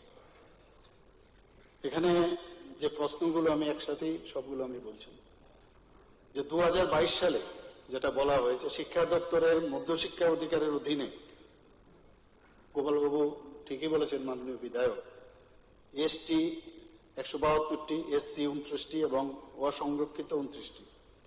এই যে স্নাতক শিক্ষকদের শূন্য পদ পূরণের জন্য অর্থ দপ্তরের আপনি যেটা বললেন কি আছে, কি লেন করে, আবার জানি কি বললেন যে কি জানি লেন মানে কি কোঅর্ডিনেশন, যাই হোক আদান প্রদান কি, তো এই আদান প্রদানের মধ্যে এই শূন্য পদ পূরণের জন্য টিচার্স রিক্রুটমেন্ট বোর্ডের কাছে প্রস্তাব পাঠানো হয়েছিল এবং সেখানে 100% যে রোস্টারের মাধ্যমে সেটা কিন্তু ঠিক করা হয়েছিল এবং যথারীতি 230টি পদের জন্য যে নিয়োগ পরীক্ষা সিলেকশন টেস্ট সেটাও কিন্তু করা হয়েছিল। এরপর সংরক্ষিত আসন পদের সংখ্যা 20% বেশি হয়ে যাওয়ার কারণে ত্রিপুরার মাননীয় উচ্চ আদালত একটি মামলা হয় এবং সেখানে টিআরবিটি স্নাতক শিক্ষকের নিয়োগের জন্য পরীক্ষা গ্রহণ করলেও দপ্তর নিয়োগ প্রক্রিয়া সম্পন্ন করতে পারেনি। মাননীয় উচ্চ আদালত উক্ত মামলার নিষ্পত্তি করে যে রায় প্রদান করেছেন তাতে নির্দেশ দিয়েছেন যে স্নাতক শিক্ষকের পদের মোট সংখ্যা পূরণের জন্য যে 50%-এর উপরে যে কোনো রিজার্ভেশন 50%-এর উপরে যেতে পারবে না এবং এটাকে মাননীয় উচ্চ আদালত এটাও বলেছেন যে কোনো অবস্থায় সেটাকে ক্যারি ফরওয়ার্ডও করা যাবে না, এটা কিন্তু দিয়েছে। এই রায়ের কারণ এখানে এসটি এসসি আছে আপনারা সবাই জানেন, সেই জায়গায় দাঁড়িয়ে আমাদের রাজ্য সরকার রিভিউ পিটিশন দাখিল করেছে, এসএলপি করেছে। এই কারণেই কিন্তু সেই চাকরিটা দেওয়া যায়নি যেটা আপনি বললেন। আর মাননীয় বিধায়ক সুদীপ রায় বর্মন যেটা বললেন, এইসব কারণে আমাদের যে 22-23-এর জন্য করা হয়নি, লাস্ট যেটা হয়েছে আমি বলছি আপনাকে, 18-19-এ 869 জন দেওয়া হয়েছিল, 2019-20-এ 444, 2020-21-এ আপনি জানেন যে তখন কোভিডের মহামারী, তখন হয়নি, এবং 2021 আমাদের 2022-23-এ 158 জন দেওয়া হয়েছে। এর মধ্যে এইসব কারণে কিন্তু অনেক বিষয়, কিন্তু আমরা কিন্তু তারপরেও যখন ট্রাই করি, এই ট্রাইয়ের মধ্যে এই যে আপনার সাব জুডিস হয়ে যাওয়াতে আমাদের পক্ষে এটা দেওয়া সম্ভব হয়। এই হচ্ছে বিষয়। কি করব, কিছু করার নেই। এখানে তো আমরা যেহেতু 50%-এর উপরে দিতে পারবো না, আমরা আবার বলেছে যে ক্যারি ফরওয়ার্ডও হবে না, খুব ভেরি সেন্সিটিভ ইস্যু। তো সেই জায়গায় বাধ্য হয়ে আমরা গেলাম। আর যদি আপনার ওই বিষয়টা আপনি বলেন তাহলে আমি খুব এখানে ফিক্সড পের যে বিষয়টা আপনি বলেছেন, আমার মনে হয় সবার জানাটা দরকার। এটা ত্রিপুরায় যে ফিক্সড পে ভিত্তিক যে নিয়োগ নীতির সূচনা হয় পূর্বতন লেফট ফ্রন্ট গভর্নমেন্টের সময় 2001 সালে প্রথমবারের মতো সরকারি পরিষেবায় নিয়োগের ক্ষেত্রে একটি পৃথক বেতন কাঠামো চালু করেন। পরবর্তীতে 2007 সালে জারি করা হয় সরকারি নির্দেশনার মাধ্যমে এটাকে আরো বেশি করে বিস্তৃত করেন এবং বিভিন্ন বিভাগে এই নীতির আওতায় বিপুল সংখ্যক কর্মচারী যাতে দিতে পারে, তার জন্য একদম চাপ যাতে একবারে না আসে, তার জন্য এই ফিক্সড পে ভিত্তিকটা ওনাদের সময় কিন্তু স্টার্ট হয়েছে। এখন ওনারা বলছেন যে এসএলপি কেন উঠিয়ে না, তখন তো আপনারা এই কারণেই ফিক্সড পে করেছেন। এখানে পলিসি কিন্তু করেছেন। তো গভর্নমেন্টের না এটা ডাবল ইঞ্জিন তো আর ডাবল কোর্ট না, ডাবল ইঞ্জিন এক জায়গায়, সেটা তো আপনাদের আছে। আপনারা প্রতিশ্রুতিবদ্ধ, না আপনারা এগুলি সমস্ত করবেন, কিন্তু আপনারা করছেন না। আপনি একটা কথা আপনি বলছেন ডাবল ইঞ্জিন, যতগুলো আমাদের সমস্যা ঠিক আছে তারা কিন্তু সৃষ্টি করেছেন এবং যতগুলো কেস আজকে আমাদের সমস্যা সম্মুখীন হচ্ছি, হাইকোর্টে হোক সুপ্রিম কোর্ট হোক, that had been created by during your tenure. এগুলো বুঝতে হবে আপনাদের। এগুলো সমস্যা, আপনি টিআরটিসি বলুন, আপনি জুট মিল বলুন, আপনি সর্বশিক্ষা বলুন, সব আপনাদের সময় এগুলো হয়েছে। এগুলো বুঝতে হবে আপনাদের। প্রতিশ্রুতি তো আপনারাই দিয়েছেন। আরে প্রতিশ্রুতি, আরে কথাটা আপনার প্রতিশ্রুতি কি দেবো, আমরা যেগুলো করছি সেটাই কথা বলছি আমরা। এগুলো তো আইনের বিষয়। এখানে যে বিষয়টা দাঁড়িয়েছে যে দীর্ঘ সময় ধরে বিপুল সংখ্যক নিয়োগ ইতিমধ্যে সম্পন্ন হয়েছিল ওনাদের সময়, প্রশাসনিক কাঠামোর একটা বড় অংশ এই নিয়োগ ব্যবস্থার উপর নির্ভরশীল ছিল। ফলে এই নীতিকে সম্পূর্ণভাবে বাতিল করা বা হঠাৎ পরিবর্তন করা প্রশাসনিক ও আর্থিক উভয় দিক থেকে একটা জটিল পরিস্থিতির কিন্তু সৃষ্টি হয়েছে। That you have created. কারণ আমাদের পক্ষেও তো আমাদের যে আমাদের রেভিনিউ সম্পর্কে আপনি খুব ভালো করে জানেন যে নন ট্যাক্স এবং ট্যাক্সেবল খুব সীমিত আয় আমাদের, সেটা আপনারাও বুঝেছিলেন। কিন্তু তাহলে এই যে ফিক্সড পে বিষয়টা আপনারা তখন শুরু করেছেন, এটা এখন আমাদের সমস্যা হচ্ছে। এখন পট করে আমরা যদি বন্ধও করি তাহলেও বিপদ, আবার না করলেও বিপদ।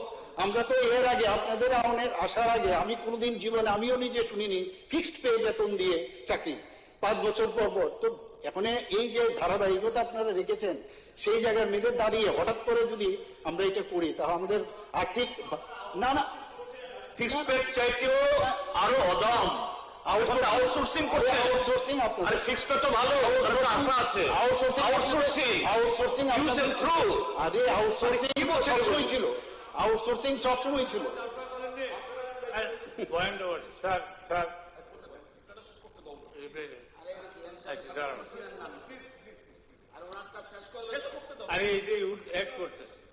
আমি যেটা বলছিলাম যে এই আর্থিকভাবে যে সীমাবদ্ধ আমাদের এই রাজ্য, এই রাজ্যের নিজস্ব কর বা অকর রাজস্ব আয়ের পরিমাণ সীমিত হয়, রাজ্যের বাজেটের একটা বড় অংশ নির্ভরশীল, আমাদের বাজেটের বড় একটা অংশ। মাননীয় বিধায়ক, মাননীয় বিধায়ক, মাননীয় বিধায়ক গোপাল বাবু, একটু প্লিজ, আপনি তো learned man, learned advocate, please listen, please. আচ্ছা আচ্ছা প্লিজ বসুন, ভেরি ইম্পর্টেন্ট, এটা ভেরি ইম্পর্টেন্ট, কিন্তু এটা ভেরি ইম্পর্টেন্ট। এটা আমাদের মাননীয় বিধায়ক সুদীপ বাবু কিন্তু বুঝেছেন, এর জন্য বলছেন যে এটা বলার জন্য। কেন্দ্রীয় করের আমরা যে ডিপেন্ড করি, কেন্দ্রীয় করের উপর আমরা নির্ভর করতে হয়, কেন্দ্রের অনুদান, তাছাড়া ঋণ গ্রহণ, আমাদের আবার ঋণেরও কিন্তু একটা ক্যাপিং আছে, যে 3000 সামথিং এর উপরে আপনি বেশি করে ঋণও নিতে পারবেন না। এই অবস্থার মধ্যে সরকারকে চালাতে হয়। এখানে যে বিভিন্ন যে অর্থ কমিশনের প্রতিবেদনে উত্তর পূর্বাঞ্চলের রাজ্যগুলির এই আর্থিক সীমাবদ্ধতার বিষয়টি শুধু আমাদের এখানে না, নর্থ ইস্টার্ন ইউনিয়নের সবারই কিন্তু এই প্রবলেম হচ্ছে, মানে ছোট ছোট রাজ্যগুলোর আমি বলছি। এখানে 10ম এবং 11তম অর্থ কমিশন তাদের প্রতিবেদনে উল্লেখ করেছিল যে রাজ্যগুলোর নন প্ল্যান রেভিনিউ এক্সপেন্ডিচার, বিশেষত বেতন ও পেনশন বাবদ ব্যয় দ্রুত বৃদ্ধি পাচ্ছে, এই ব্যয় নিয়ন্ত্রণে রাখার জন্য রাজ্যগুলোকে সতর্ক অলরেডি করে দিয়েছে, অলরেডি সতর্ক করেছে।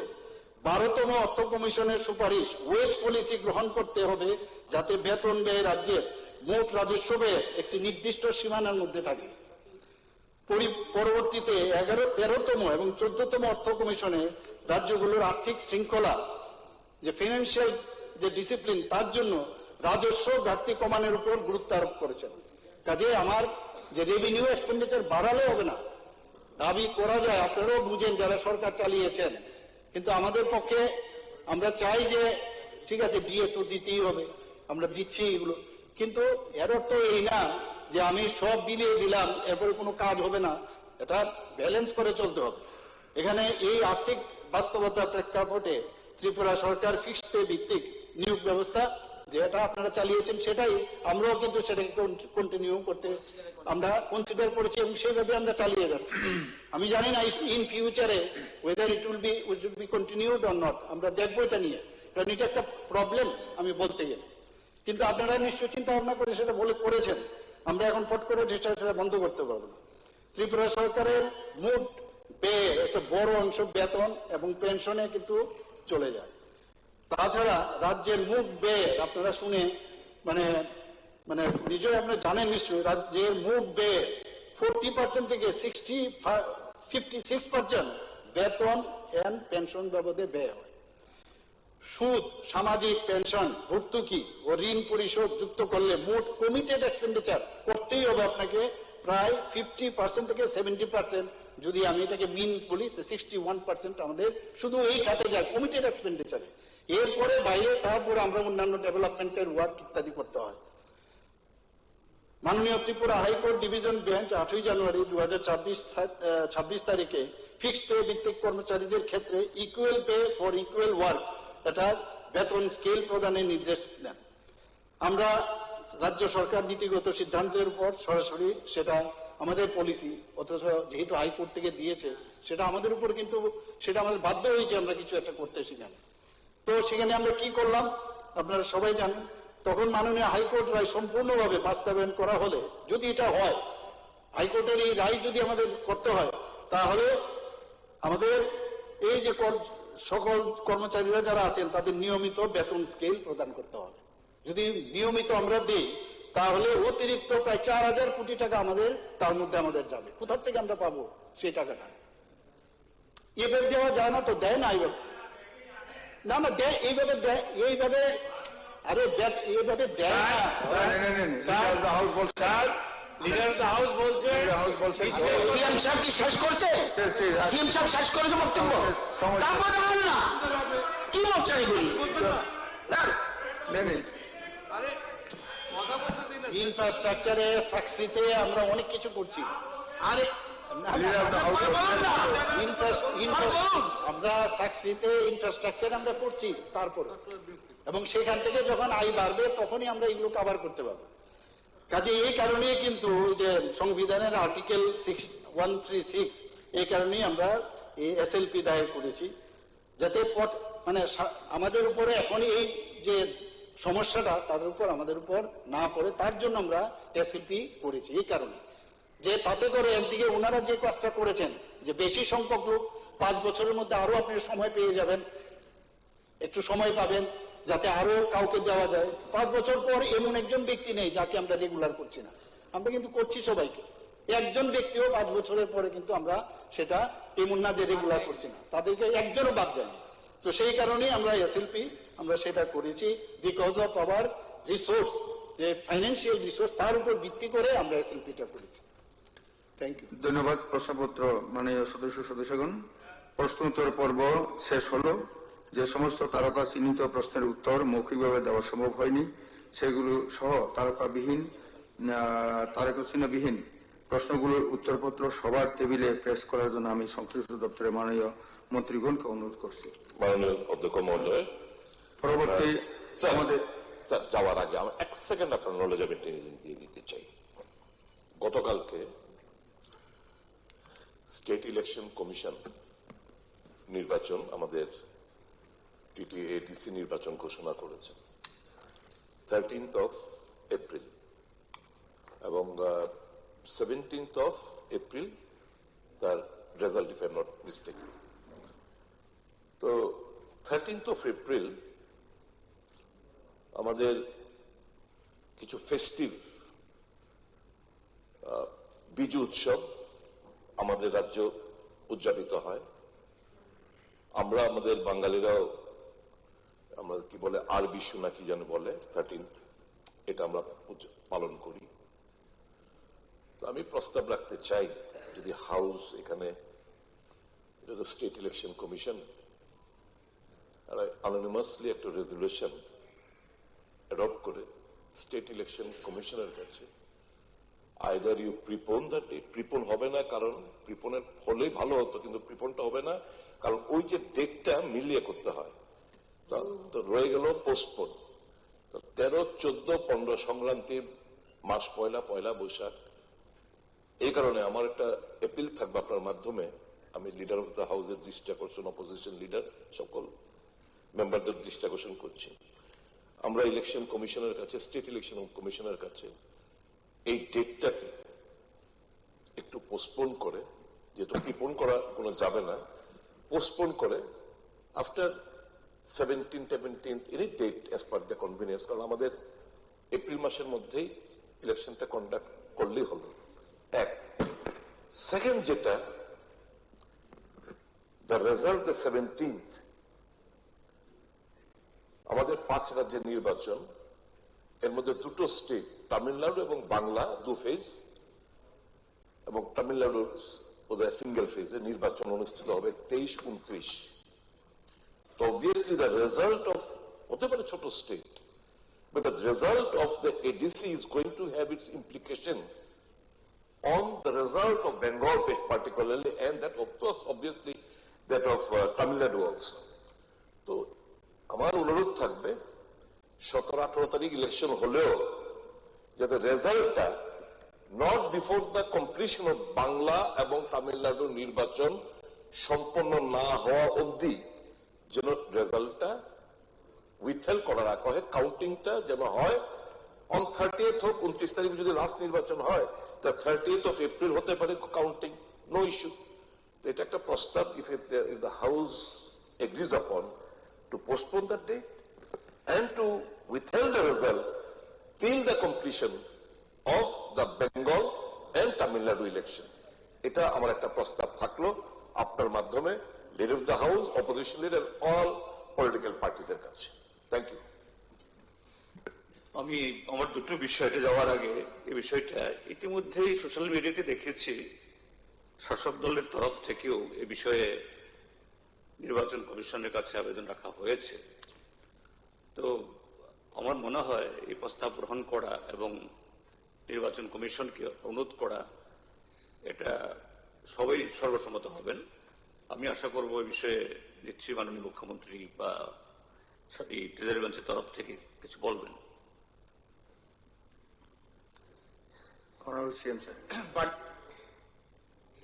সম্মতিকর প্রস্তাব উঠেছে, এখানে কংগ্রেস পরিষদের দল বলেছে, সিপিএম বলেছে, সব রাজনৈতিক দল বললেই সর্বসম্মতি হবে। আগে সর্বসম্মতি হোক, নতুবা গভর্নমেন্ট উইল টেক আদারওয়াইজ, সেটা গভর্নমেন্টটা বলবে। মাননীয় স্পিকার স্যার, আমরা সবার সঙ্গে একমত আছি, কারণ 13 তারিখ শুধু হারি বুঝ না, ওই দিন গুড ফ্রাইডেও আছে গড়িয়া। সুতরাং বিষয়টা একটু আমাদের সর্বসম্মতি কর্মে পাঠাইলে ভালো হবে বলে আমরা মনে করি। আমরা এটাকে সম্পূর্ণ যদি পাঠানো হয় ডেট রিশিডিউলের জন্য, সেটাকে আমরা সমর্থন করব। ধন্যবাদ। এই কি বলছেন? 13 তারিখটা পরিবর্তনের জন্য আর কি, পিছানো তো, পিছানো 13 তারিখে পিছানো তো, 13 তারিখ পিছানোর জন্য বলছেন। হ্যাঁ, 13 তারিখের পরে পেছানো।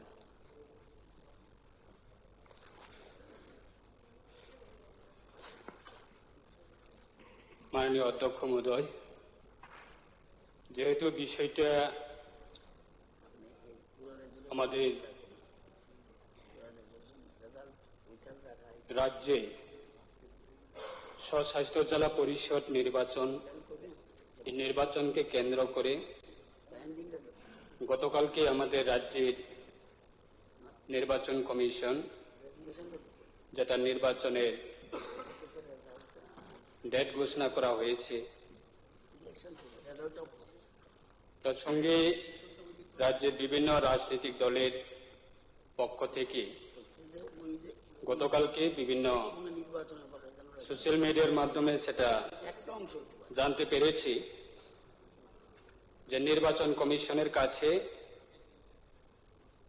সেটা আবেদনও করা হয়েছে যে এই রাজ্যে বিভিন্ন জনজাতি বলুন বা আমাদের রাজ্যের এটা বিভিন্ন একটা ফেস্টিভ্যাল রয়েছে, বাংলা নববর্ষ এবং গড়িয়া এবং বৈশু, চৈত্র সংক্রান্তি এবং গুড ফ্রাইডেও রয়েছে। তবে গুড ফ্রাইডে নয়, না, গুড ফ্রাইডেটা 3 তারিখ এপ্রিল গুড ফ্রাইডে, 14 পরে। 13 তারিখটা হচ্ছে সোমবার, আমি এখন ক্যালেন্ডার দেখলাম, বাকিগুলি আছে। এই বিষয়ের সম্বন্ধে আমাদের দলের পক্ষ থেকে আমরাও আজকে সকালে আমরা আলোচনা করেছি যে দলের পক্ষ থেকে একটা আবেদন নির্বাচন কমিশনের কাছে যে ডেটটা অন্তত পোস্টপোন করে ডেফার করার জন্য। সেটাই আজকে যেহেতু এই পবিত্র বিধানসভায় যেহেতু মাননীয় বিরোধী দল নেতার পক্ষ থেকে এবং কংগ্রেসের পক্ষ থেকে এবং তীব্রমতা দলের পক্ষ থেকে যেহেতু সেটা সবাই আলোচনা রেখেছেন, তাই আমরাও সেটাই চাই যে নির্বাচন সেটা একটা যাতে ডেফার করা হয় এবং সেটাই। ধন্যবাদ।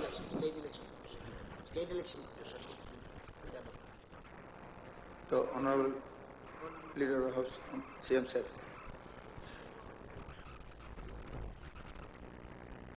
অধ্যক্ষ মহোদয়, এখানে সবার কাছে হয়তোবা বিষয়টা আছে এখানে যে 17 তারিখ তো এটার অ্যানাউন্সমেন্ট হয়েছে ইলেকশন এডিসি, আর নোটিফিকেশন অফ ইলেকশন 18/3, অর্থাৎ আজকেই করতে হবে নোটিফিকেশন। কাজেই যা বলার আজকেই এই মধ্যেই আমাদের করতে হবে। আর নমিনেশন দিতে হবে 25 দিন থেকে, মানে নমিনেশন 25 দিন। আবার স্ক্রুটিনিও আছে, কিন্তু টাইট কিন্তু প্রোগ্রামটা, স্ক্রুটিনি অফ নমিনেশন 26 দিন। আবার উইথড্রল আছে, তো টাইম দিতে হবে আপনার 26, মানে এখানে একদিন দিল 28 দিন, এরপরে ডেট অফ পোল দিল 13/4। এখন এই যে ডেট অফ পোলের পরে আবার ডেট অফ রিপোলের একটা ব্যবস্থা আছে, এটাও দিতে হবে। এরপরে কাউন্টিং 17 তারিখ। এরপর আছে poll process to be completed on or before 18/4। কেন 18/4? কারণ 18 তারিখ কিন্তু আপনি যেটা বললেন এটা পিছিয়ে দেব, পিছিয়ে দিলে কিন্তু এগুলো পিছবে সব। আপনার এডিসি কিন্তু তাহলে আপনার অ্যাডমিনিস্ট্রেটর বসাতে হবে। মাথায় পড়ে বলবেন না যে আমাদের এডিসি ভেঙে দিয়েছে, এডিসি কিন্তু তখন অ্যাডমিনিস্ট্রেটর বসাতে হবে আপনার 18। কারণ এই যে আমি ক্রোনোলজিটা বললাম এটা কিন্তু সবকটা পিছবে এখন। কাজে যদি আপনারা সবাই বলেন যে পেছনের জন্য, কারণ তিনটা এখানে অনুষ্ঠান আছে, আমার হচ্ছে অনেকে ফোন করেছে, আমি বললাম এটা তো আমাদের না, এটা বিষয়টা হচ্ছে স্টেট ইলেকশন কমিশনে। আমি বললো আমরাও যদি বলি ইলেকশন কমিশন করবে, আমরা সাজেশন দিতে পারি, নিশ্চয়ই ইলেকশন কমিশন আমাদের সাজেশনটা গুরুত্ব দেবে, প্রস্তাব আমরা পাঠাতে পারি, এবং সেটা কিন্তু আগে চিন্তা করতে হবে আমাদের।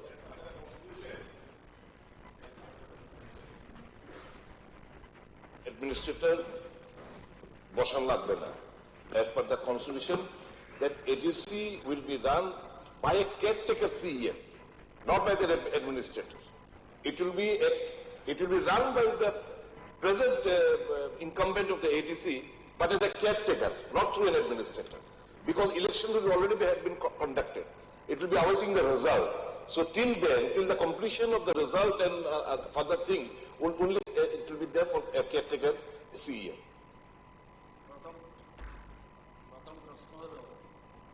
যেহেতু প্রস্তাব এসেছে এবং অলরেডি ভারতীয় জনতা পার্টির পক্ষ থেকে অলরেডি ইলেকশন কমিশনে জানানো হয়েছে, সুতরাং রেজুলেশন দিতে আমাদের আপত্তি নেই, আমরা ডেফারের কথা বলতে পারি। এই যে অন্যান্য বিষয়গুলি বলেছে এগুলি পরিষ্কার বলেছে, পরে কিন্তু এটা কিন্তু সব রাজনৈতিক দলের প্রতিনিধি আছে, আমাদের যারা কন্টেস্ট করবে আমি যতটুকু জানি, এটা সবগুলি বিচার বিবেচনা করে সিদ্ধান্ত নেবেন। পরে কিন্তু বিধানসভা resolution is not so less important, is very most important things in this, সুতরাং মাথায় রেখে চিন্তা করে করবেন।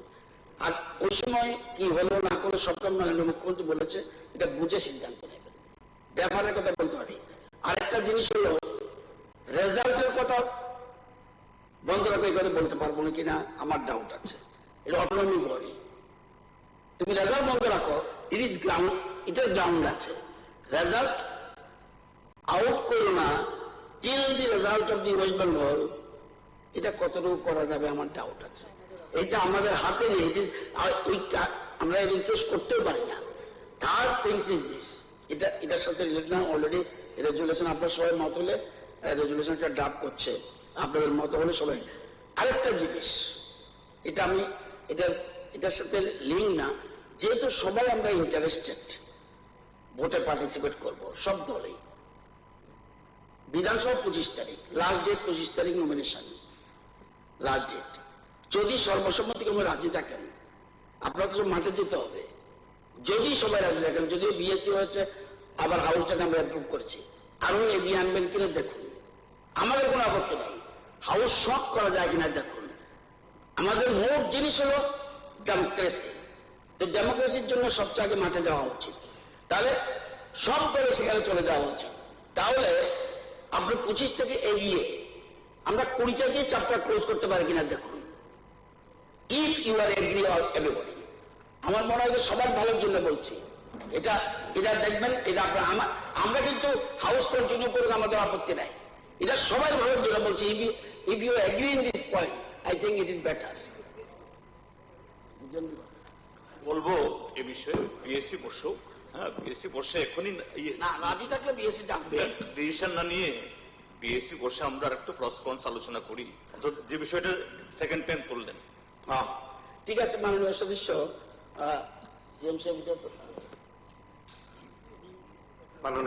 মাননীয় স্পিকার স্যার, যেহেতু টিটিআইডিসির নির্বাচনের পরিপ্রেক্ষিতে কিছু বিশেষভাবে ভোটের যে দিনটা, এবং যেহেতু এটা নিয়ে টিটিএডিসির যে পিরিয়ডটা আগামী 18 তারিখ পর্যন্ত, যেহেতু 19 তারিখে গত যে কাউন্সিলের কার্য কিনা বলে অফিসে তারা অফিস নিয়েছিলেন। একটাই মাত্র আমি দেখি, যদি 13 তারিখ না করে একদিন 12 তারিখ করা যায় কিনা। তো এই একদিন যদি করা হয় তাইলে আর কোনো অসুবিধা থাকবে বলে মনে হয় না। এটা আমাদের প্রস্তাব। আর দ্বিতীয়ত হচ্ছে ভোট গণনা যেটা সেম থাকবে, আর কিনা বলে মাননীয় সদস্য সুদীপ রায় বর্মন যেটা মহোদয় যেটা প্রস্তাব করেছেন, রেজাল্টটা যেটা 17 তারিখ রেখেছেন সেটা 17 তারিখ বা 17 তারিখই থাকুক, এজ ইট ইজ, কোনো সমস্যা হওয়ার কথা না। সামনে শুধুমাত্র 12 তারিখে আনাটাই আমাদের প্রস্তাব থাকবে, আর তাহলে আর কোনো অসুবিধা থাকবে বলে মনে হয় না। আমি মনে করি ভেরি গুড প্রপোজাল। এটা একদিন শুধু পোলিং ডেট না, ইভেন কাউন্টিং ডেটও যদি একদিন এগিয়ে দেয় কোনো অসুবিধা নাই। কেননা গতবারও 11 এপ্রিল ভোট গণনা হয়েছিল, কিন্তু কাউন্সিল গঠিত হয়েছিল 20 এপ্রিল, আমার যতটুকু মনে পড়ে। কাজে অনেকদিন লেগেছে। কাজে কাউন্সিল গঠন হওয়ার পর নির্বাচন কমিশনের কাছ থেকে সমস্ত সার্টিফিকেট নিয়ে যে পলিটিক্যাল পার্টি যারা ফর্ম করবেন তারা সঙ্গে সঙ্গে করে ফেলতে পারবেন। তা না হলে তো একটা কনস্টিটিউশনাল একটা হবে, মানে প্রবলেমে পড়বে। কাজে একদিন দুটোই এগিয়ে দিলে কোনো অসুবিধা নেই। আর অনারেবল স্পিকার, আমার একটা প্রস্তাব থাকবে, আমাদের যে সেশনটা এটা আপনাদের 20 তারিখ অব্দি যদি হয় তাহলে স্থগিত রাখতে পারেন।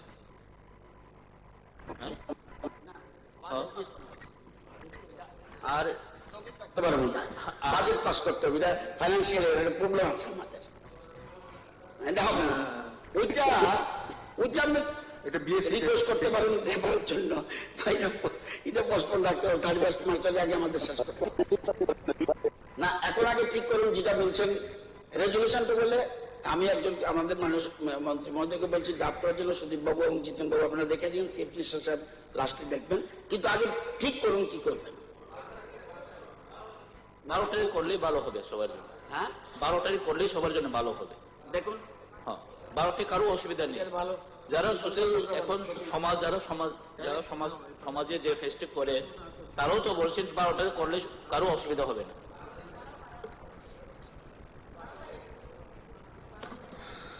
12 তারিখ মাননীয় অধ্যক্ষ মহোদয়, আপনার তো 12 তারিখ এডিসি এলাকায় পড়েছেন, সুতরাং 12 তারিখ ঠিক আছে। অপোজিশন লিডার মাননীয় I-50 কংগ্রেস 12 তারিখ করবে, করার জন্য আমরা রেজলিউশন নেব, আর কাউন্টিং একদিন আগানোর জন্য বলবো। Is it? কাউন্টিং থাকুন না। ইয়েস, মাননীয় বিরোধী নেতা, আমার কাউন্টিংটা যেটা আছে এটা দরকার, আমরা শুধু প্রিপন করে বলে দিই, সব বাকিটা শেষ হয়ে যাবে, প্রিপন করে দিই, ঠিক আছে? এরপর কি করো, এটা প্রিপন করো, রিশিডিউল এটা এক রিশিডিউল বিকেল আসুক না, এটাই করে বিকেল আসুক না, এটা আসুক না, বলুন। Honorable Speaker, sir, as the State Election Commission has declared the election to the TTADC on 13th April 2026 and counting of votes on 17th April 2026, keeping in view the festive sentiment of the large section of tribal and Bengali population of the state and their deep association and involvement with different festivals scheduled on the proposed election date, it is unanimously proposed to defer the election date, and it is unanimously proposed to prepone the election date on 12th April 2026 with counting date be unchanged. শুধু counting করে দরকারই নেই, only the election date to be preponed. Instead of 13. ঠিক আছে মনে করো, ঠিক আছে এটাই ভালো হবে। ওকে, তাহলে এটা কিন্তু রেজলিউশনটা টাইপ করে সুন্দর করে রেডি করে দিতে হবে। এটা হাউস থেকে যাবে, অ্যাসেম্বলি থেকে যাবে।